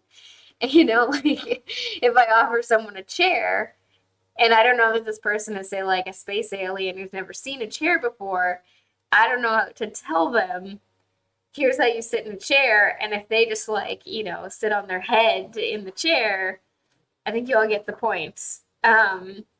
And Arad, and you said, yeah, Twitter can be great for some things, but that isn't one of them, sadly. And Deceptive Mirror, yeah, definitely we can go after certain erotic, highly popular book series for consent issues. Yes, I think, and just bad writing. I mean, that's low-hanging fruit, as they say, but an easy criticism, but it's pretty bad. Furthermore, space alien who has never seen a chair, I feel personally targeted by this, and I do not appreciate it. Exits by spinning through the ceiling fan. I love it. Deceptive Myriad bad writing. Also, for that alone, we should go after them. Yeah. So, if I don't have enough information to really know what I'm consenting to, I can't really consent. I might say yes, but it's not a valid yes. And there can be things where if you had the information, you still would have said yes, but not knowing something ahead of time and then finding it out later recharacterizes the whole thing. This can be difficult. This comes up a lot. So we have a scenario to think about. Let's think about this. What could have prevented this scenario? Luna hosts silent meditation retreats for the spiritual psychedelic community. Most people who come to the retreats have come for many years, and new people are almost always brought by a friend, and everyone knows what to expect. Luna has never encountered any problems. After 2 days of meditation, there's a tea ceremony. The tea is brewed with legal psychedelic mushrooms to heighten and transform the meditation experience. 1 year, someone new attends and isn't aware that the tea is going to cause hallucinations. They experience a good trip, meaning time spent under the influence of hallucinogens was positive for them, but still feel harmed by the experience. Everyone is unsure how this person didn't know because the information is clearly written on the website and there's a long, detailed event agreement you are shown before you buy tickets. Let's see here. Sounds like a fun way to relieve the room. I imagine, especially with psychology experiments. Deceptive Mirror kind of pisses me off too, especially when it comes to something like BDSM. I want to tie you up and have you displayed as explicit. Saying I want to try something is not explicit. There should not be consented to without details. Yeah, I mean, I think you're absolutely right. That book gave people, or the book series gave people a really warped impression of the kink community. And I do really stress that, like, Consent Academy, we came from the kink community. That's where we started. That is definitely our roots, and we definitely will never lose touch with that, as far as I hope. And it does make me sad. A lot of people have a really wrong impression. There are things like umbrella consent, but that should really only be given if someone has enough capacity, information, understanding, awareness to know what could happen in a kink space where you could be giving umbrella consent. And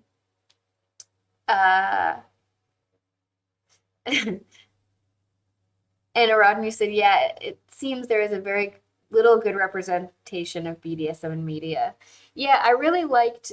There was this Netflix series that got canceled called Bonding, and it was about a girl who was a dominatrix, but also getting a PhD in clinical psychology. And she was trying to, for her PhD thesis, show that role play and BDSM could be therapeutic. And I think that there's a lot of truth to that. And then Deceptive Mirror. This scenario as a healthcare worker is annoyingly familiar. You can tell someone where the info they need is and send it to them and tell them to sign something that has the info listed, and they'll still say you never gave me the info. It's hard to repair deliberate ignorance like this. It's true. I also think that in this scenario here, like I think in medical situations, the expectations are kind of different. But if this person who came and had this experience has gone to a lot of meditation retreats and has a strong idea of what a meditation retreat is going to be, it might not even occur to them to pay attention to the event description because they might have so much more experience that tells them psychedelics are going to have nothing to do with this experience than to think about it. It's the same with like, we don't always check to make sure the elevator car has actually arrived before we step into the elevator shaft, even though every great once in a while one doesn't arrive, because we have so much more information to expect that everything is going to go fine that we don't even process whether or not the elevator is really arrived. We'll walk looking at our phone. It's the same with crossing the street. A lot of people don't look both ways. People will cross the street while on their phone. It's because the same problem. Deceptive Mirror flips a table. And yeah, I would definitely stress that on medical situations. Come on. Reverend Moore, I think the only thing that could have helped prevent this issue would be to act like a cop wearing a wire. I am about to serve you psychedelic tea. This beverage, when imbibed, will induce a psychotropic state in you. Yeah, I mean, you're absolutely right. Rodden, that sounds interesting too. Bad It was canceled. Do you remember where the show was? It's on Netflix. It's still up, I'm pretty sure, and it's quite good. I only watched the first season and I really liked it. And it is really, in some ways, I would say it's got a lot of realism to what the dominatrix world is like and what it's like to sort of be in those spaces and how it can be therapeutic. I did dominatrix work for a little while for kind of my own therapy to help me with sort of my relationship to men who have more power than me and to become more comfortable with having power over them and setting boundaries and doing all this other stuff and like having expectations of them and getting over some of my own traumas related to men and like sexuality. It ended up being really, really helpful. And I got paid. It was really nice. And I didn't ever have sex with any of them. That wasn't part of the deal. I didn't do anything I didn't want to or felt unsafe doing. It was very non-sexual for me. It was just very therapeutic and fascinating and silly and funny and surprising and paid me nicely. Anyway, the issue being that this retreat is silent, Reverend Moore, that could also break consent for the purpose of the retreat. Aradin, yeah, the only way to make it more explicit, I think, would be to announce clearly this tea has psychedelics, and I'll have to check that out. Yeah, I mean, I think that's so. A lot of silent retreats, the person leading them will occasionally speak. And I think you're right. Like, if everybody else is expecting it to not have psychedelics in it, you could give them a piece of paper that they have to read and affirm that they've read it clearly beforehand, like in the event, giving people more chances to say no and more information. Yeah, that kind of thing. That's really the only thing that could have prevented it. This person somehow didn't get the information, and there's a breakdown in there. This is also something that goes wrong a lot with people who are leaders and organizers, event holders, whatever, of any sort, is they will do their best to get the information out there, and there are always going to be people who miss it for all you know, the person who came wasn't even the one who bought the ticket and signed up. It could have been their partner did it for them as a gift and thought it would be a good experience for them and wanted to surprise them. And so they somehow didn't get the information that they needed. And it's still on leadership, the person who needed to share that information, to figure out how else could I have, are there more ways I could deliver this information to people? Because there's always going to be people who don't read it, who scroll down and skip it. Someone else bought the ticket for them. And if this is this essential of information, I really need to be careful, right? Because you don't want to harm somebody. And or given the silent aspect, perhaps have a written statement about it clearly presented with a T. Yeah, exactly. And I think that, that's really what makes sense. And Jerry, I think whoever was accepting the signed document could have mentioned some more abnormal parts of the ceremony, but then how would you define the abnormal parts? I mean, I think just it doesn't even have to be calling it abnormal, just the fact that you're going to give someone drugs.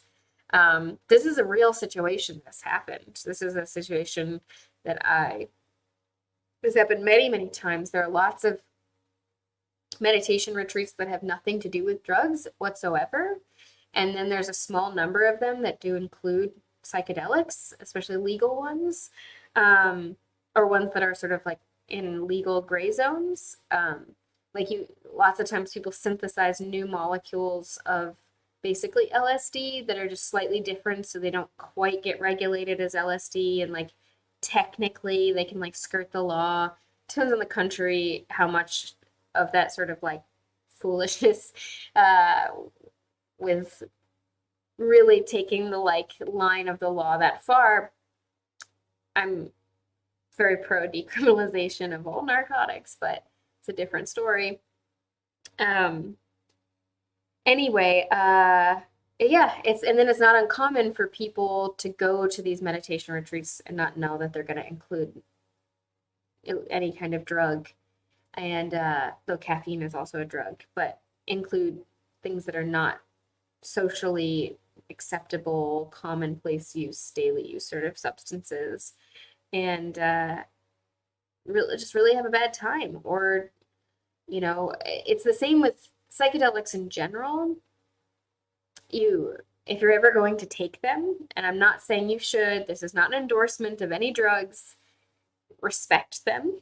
A lot of people have a very sort of extractive relationship to psychedelics, which they expect to take something from it, to get something from the experience, rather than to have an experience with a substance. And you want to really respect the power that they have. I've been a support person to many a trip, because I was the friend mom as a teenager, and I had lots of friends who wanted to use and try many different drugs. And I felt that the best way I could be there for my friends, the best way I could be a good friend would not be to use a drug with them, but to be there as a sober guide, just in case something went wrong. And also to be a sober person to interface with police if that were to happen. I often did that at parties where it was just alcohol people were interacting with, so that there was at least one person who, if the cop showed up, was sober enough to interact with the cops. I tried to be a support person in that way. And you want to respect the substances, you want to be in a good headspace before you take them, and you really, really, really want to there's a lot of precautions you should take. You shouldn't take them if you're hanging out in a tall building. You shouldn't have a lot of sharp objects around. You shouldn't have anything that could possibly put you in a weird headspace. There's a lot that you have to really respect. And if someone doesn't know it's coming, it's really not a good experience. Even if it would have been good otherwise, it's because unless you're really good at checking, there's this mechanism that we think exists in the brain, and people who, for example, really like scary movies or scary video games, they think have a heightened ability for their brain to test reality all the time. this is all this is psychology, and we barely know what the brain is, so like take it all with a grain of salt. But there's a theory that people who are really enjoy scary movies enjoy it because their brain knows it's not real. Because normally when we watch a film or read a book, our brain processes what's happening in the movie, the book, the TV show, the video game as though it's what's really happening in front of us. It's why there are some people who study things like video game violence and movie violence and stuff and feel like it could have a negative impact on us because our brains don't process it, we think, as though it's not real, from what we can tell. Remember, 10,000 grains of salt. And so there's this theory that people who really like scary movies like them because their brain is better able to sort of like ping reality all the time. So they can like kind of let it go and like get into the fun of the scary film or video game without actually starting to feel like their life is in mortal danger, right? Like that they could die. And as someone who really likes scary movies, I feel like that's accurate in the sense that like I love scary films and scary video games because I love to be able to safely sit with the experience of fear.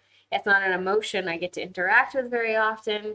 It's not a side of myself I know very well. It's it's fun to kind of have that sensation while knowing I'm safe and feeling how does the fear in this movie versus this movie feel in my body, that kind of thing. Which I know I'm a weirdo, but if you so one of the philosophy the why I'm talking about this is it's also felt that a lot of people who respond best to say like therapeutic clinical setting usage of psychedelics for the sake of like trauma therapy or addiction therapy, some of the people who do the best with it are people who also tend to like scary movies.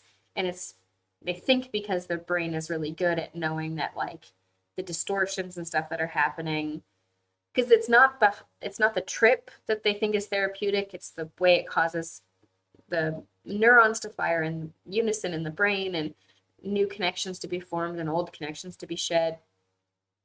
So like a lot of the pharmaceutical synthesization of these things is to try to remove the hallucinogenic experience from it to just create the other chemical changes in the brain without producing this sort of high.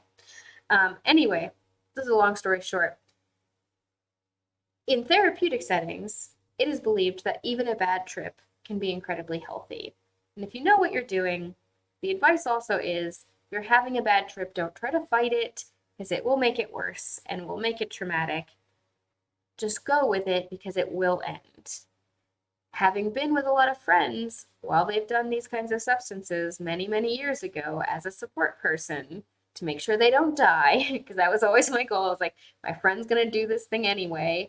I can't stop them from doing this, even though I think it's a bad idea, but I'm going to be here to make sure they don't die. Is that even during a good, fun trip, it can be really dangerous. I have had times where my friends took something while we were on a boat and didn't tell me, and they almost drowned because they didn't understand what water was anymore.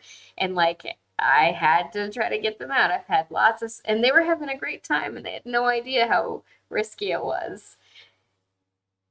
And so it's really, this is a really risky situation. And even if I'm providing people with legal psychedelic mushrooms, and most of the people come really know what's up, to me, if somebody came and went and got high and didn't know that they were going to have that experience, I would have a very good understanding that this could be incredibly psychologically damaging and incredibly traumatizing in its own way. So first of all, I wouldn't run this kind of event because my risk tolerance for potentially hurting other people is very low, especially in these kinds of things. But I would probably sign up to be a safety team member for this kind of event because I'm big on harm reduction. But yeah, this is really risky, and it's really on the leadership, the person, Luna here, to really make sure that everybody really knows what they're getting themselves into. Another thing could be at the beginning of the week or the weekend, to have a time with announcements and really checking in and telling everybody, hey, this is how it's going to end, and this is what we're going to do before we start the silent part. I'm going to make sure you all clearly know, and I'm going to need each of you to come sign this thing saying you are aware you'll be given psychedelic tea, and that you're only going to take the tea if you're in a good headspace and you're feeling prepared, yada yada. This is a long digression to talk about why I made this example and why I have such strong feelings about it. And I want to roll back and see what everybody else has been saying, because I think I skipped over a lot of things that have been interesting.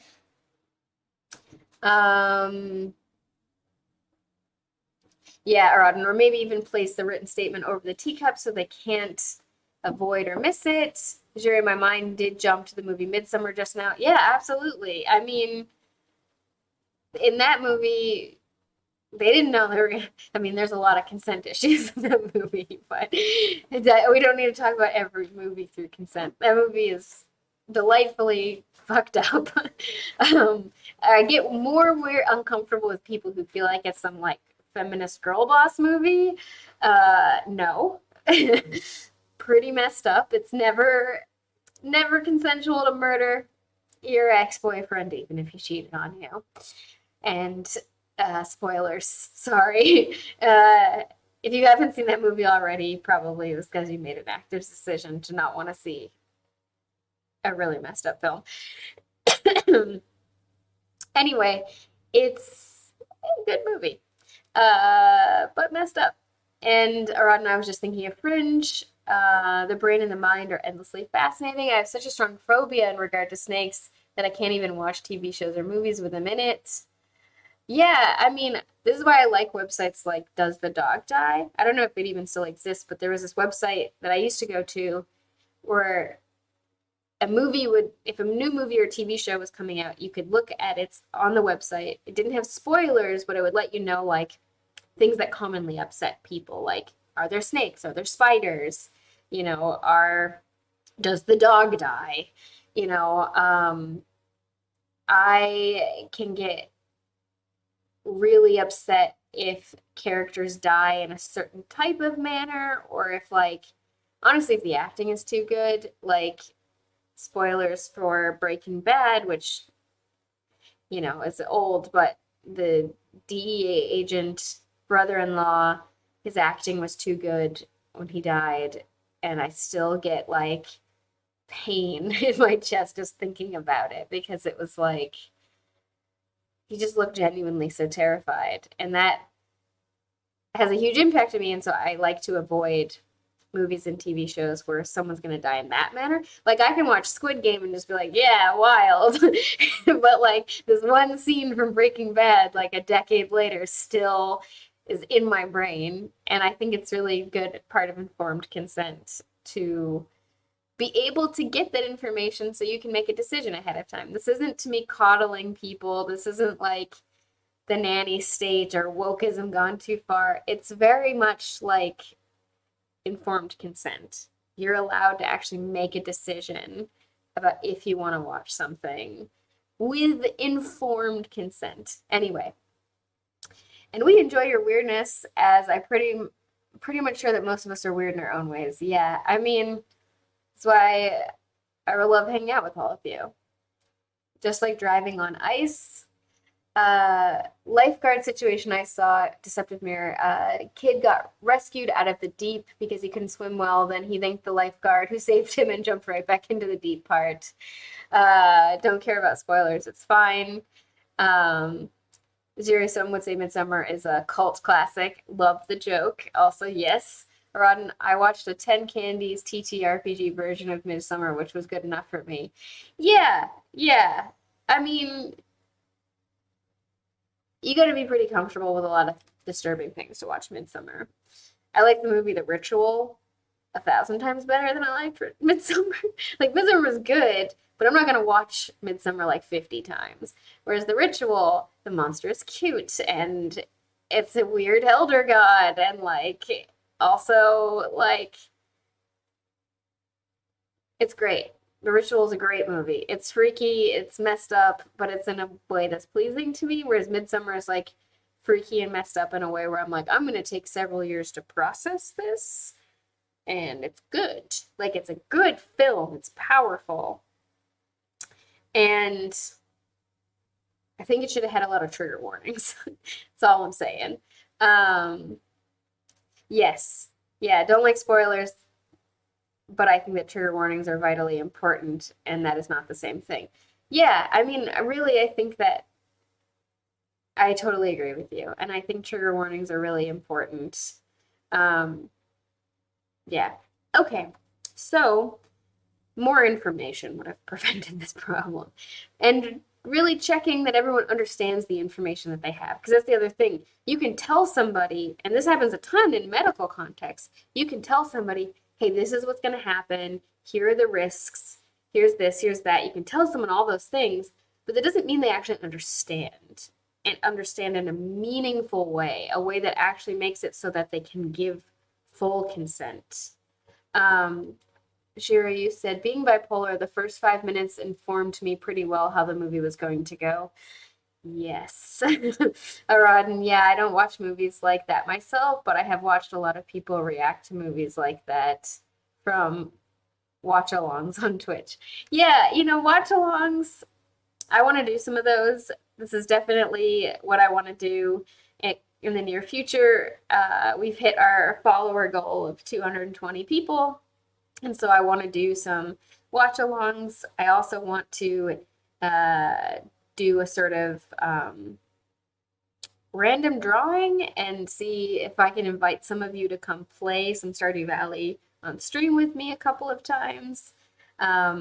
Deceptive Mary said, literally, I go through scheduling a procedure, tell them that they're going to have a COVID test before the procedure, and then they're like, what? I didn't agree to that. Isn't COVID over? Oh my God. And then when I explain that they can't have a procedure without it, they're like, well, I don't need it. Then months later, they come back and are like, yeah, let's schedule. Yeah, it's so rough. I mean, it's one of those things where there's only so much you can do. And then when the problems come up, right? Like one of the things I like to talk about is there's problems, difficulties, and challenges. Problems are things that have solutions, like that can actually be solved. This kind of thing that you're talking about is not a problem, it's a difficulty, which is something that can only ever be managed. Hello, Critwitch. Welcome. I hope you are having a good day. And thank you for joining us. And yeah, we are still in a pandemic. This is why, I'm very wonderfully pleased that my mom is here. We did a lot of talk about COVID safety and protocols before she came. We had a lot of good. My other possible Twitch stream for tonight would have been talking about consent with my mom, but we've done so much walking and she's still jet lagged, so it didn't happen. But we did a lot of discussion of COVID safety and protocols, and I bought a huge box of like just a ridiculous number of rapid tests from a friend who's a doctor here who buys them for her own events. And we've just been testing regularly. We wore masks before for the first like 4 days, all the time when we were together, even in the house. And then after it had been 4 days, which is like a pretty regular incubation period for Omicron, we did several tests. And once we saw it was negative, we took them off, but we're still regularly retesting. Like I just did a test, right before the stream. Because we want to be safe with each other. Backing up.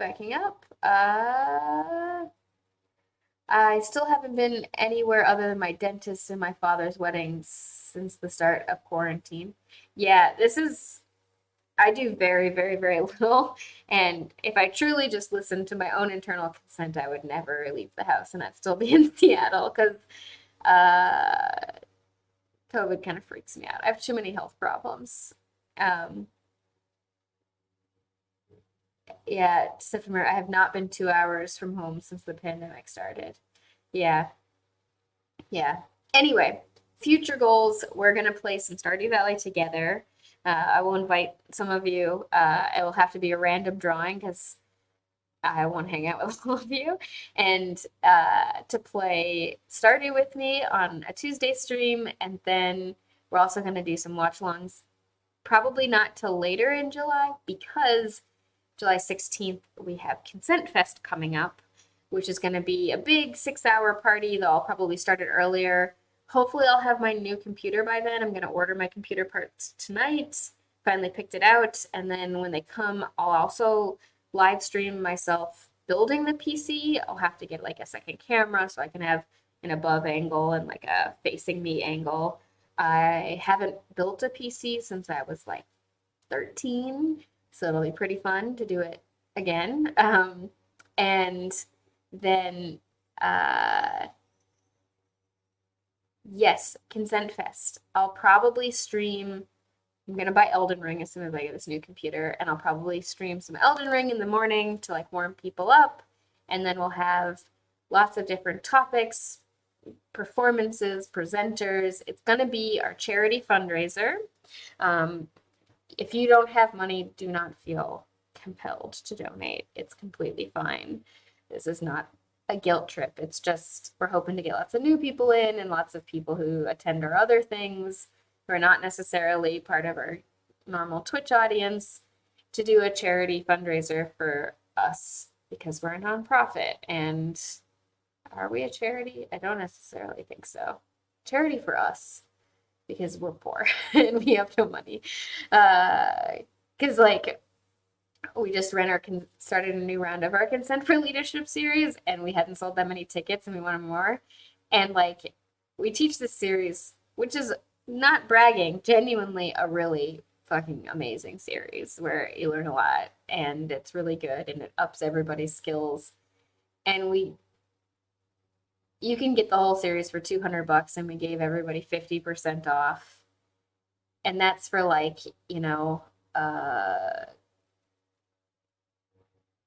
a lot of hours of work and like years of experience and a handcrafted like series aimed at diving into the exact issues that people in these spaces face and empowering people and providing support. And we want people to have it more than we want to make a lot of money. So yeah, this is why we need to do charity fundraisers. Anyway, backing up. Good luck. New PCs are super exciting. Yes, I'm very excited. I haven't had a nice gaming computer ever. My laptop was nice-ish, but it was old and refurbished when I bought it 8 years ago now. No, not 8 years ago, 7-ish. Anyway, Crit Rich, I knew things, but I read an article on the aerosol effect, not feeling great about going back to the office even more than I did before I read it. Yeah. And yeah, building a rig is always a fun way to feel like some sort of mega hacker, especially if you go for maximum tacky RGB bullshit. You can't even avoid it these days. So you cannot get a chassis that is not just like the side is clear and it's full of pretty lights. And it's like, well, might as well lean into it. Aradin, I don't have enough faith in myself to actually build a PC. Yeah, neither do I. I'm terrified that I'm going to just like break something as soon as I try to turn it on. Reverend Mort, also, this made me realize I actually Stardew Valley. Apparently played 1 hour of it back in 2016, or actually own Stardew Valley. Do you have any idea of the start and end times for Consent Fest? I do. Let me just go to the website. I don't remember what yeah, here we go. Saturday, July 16th. Doesn't have the hours on it. Let's look at ours. Here, let me make this bigger since I'm not just on the slideshow anymore. Give me just a moment. I can actually make it so you can see our website, not just this little sad section of it. And then I'm going to wrap up for today after we finish talking about this. Though it's just so lovely to hang out with all of you. I was feeling really tired earlier, and now I'm just like, yeah, I can hang out all night. And I need to not do that. Okay. Um, let's look at our calendar.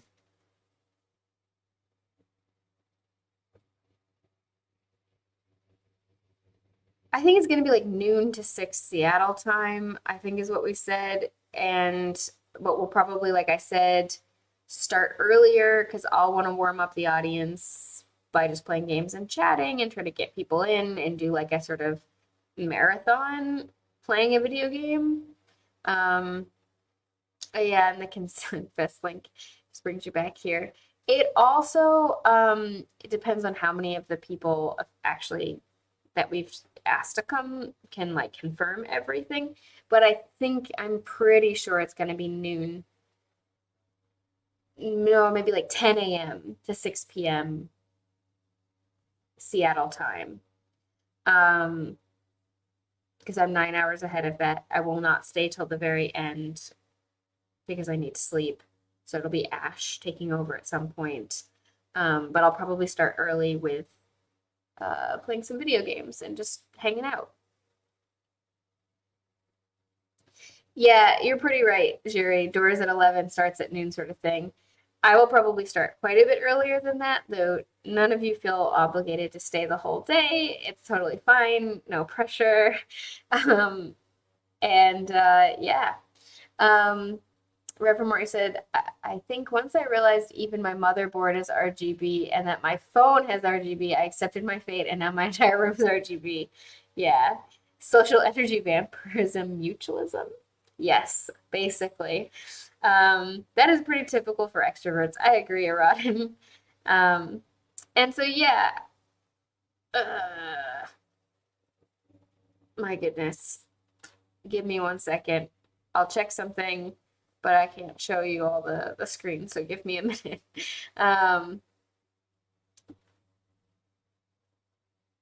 Consent Fest. Where did we put the time?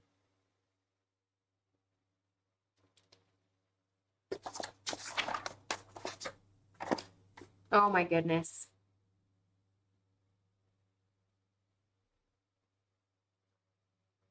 Oh my goodness, y'all. Why am I so bad at this? Remembering numbers. Um, Meanwhile, it's made you want to read a book quietly even though you enjoyed yourself. Yeah, I totally relate to that. Um, let me see.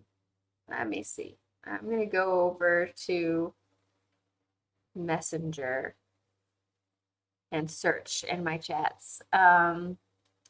Yeah, I'm probably gonna play some Stardew Valley by myself after this because I think my mom is probably asleep. Um,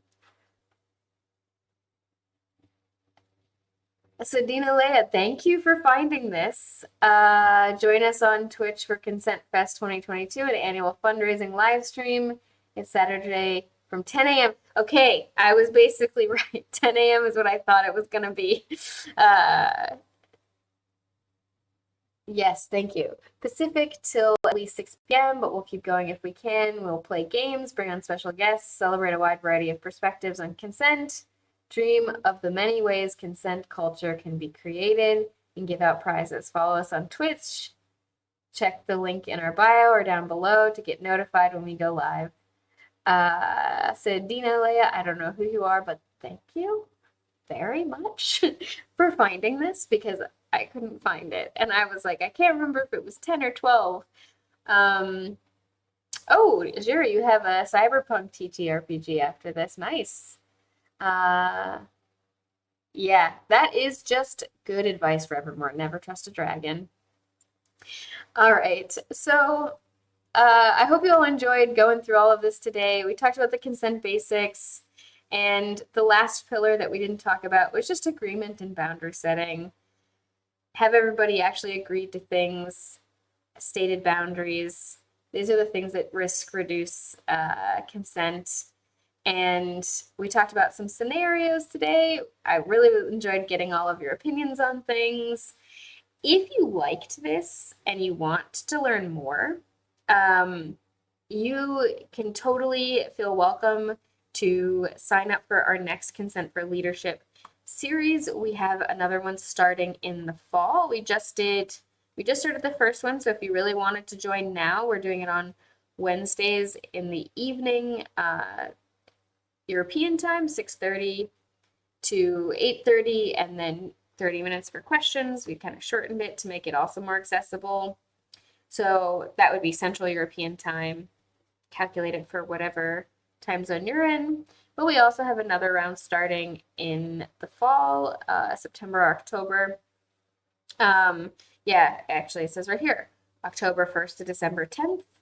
And so it'll be starting again. We always do sliding scale. So if the full series, full price is too expensive for you, we have tiered ticket prices for on the ticket website, but then always if you can't afford that, you can just email us and let us know what you can afford and we'll work something out with you. Because we want, again, this information to be accessible and we can always make up for it through fundraising. It's more important to have you there and get the information out there. So, yeah, if you liked some of what we did today, this was just a tiny, tiny taster of what we do in that kind of series. Furthermore, we always have our consent basics classes, like I said, twice a month. Our next one is coming up on July 5th. That will be next Tuesday. So it will be from 7 p.m. European time. And you can, it's like I said, always free. You can always make a donation if you want to, but you do not have to. So it'll be 10 a.m. to 11:30 Pacific time. So feel free to come to that. Like I said, these ones are always free because we love to have people come to our classes. And yeah, consider coming to this. We'll dive deeper into some of the stuff that we talked about today, the pillars of consent and everything. And yeah, if you liked today's stream, you can let people know about Consent Academy more. I would always love that. And then the next steps are always the same. Get support and keep learning. And then we also have lots of other things that we can share. You can talk to people about the things we learned and talked about today. Always feel free to share the information from our streams and our classes with other people. It's really important to us to sort of build this consent culture. You can invite people to attend these things, and you can talk about consent, talk about risks, talk about how to make things safer, workshop the ideas with each other. It's true, Arad, and it's sad that people struggle for money. And it's capitalism's fault. That's all. I'm glad that a lot of you felt it was fascinating and educational. It was fun to do something different. I have a whole category on our VODs for mini workshops, and we haven't had any in there, but this one will go into that. So if you want to revisit it, let me know. Or you don't even have to let me know. You can just, I don't know why I said that.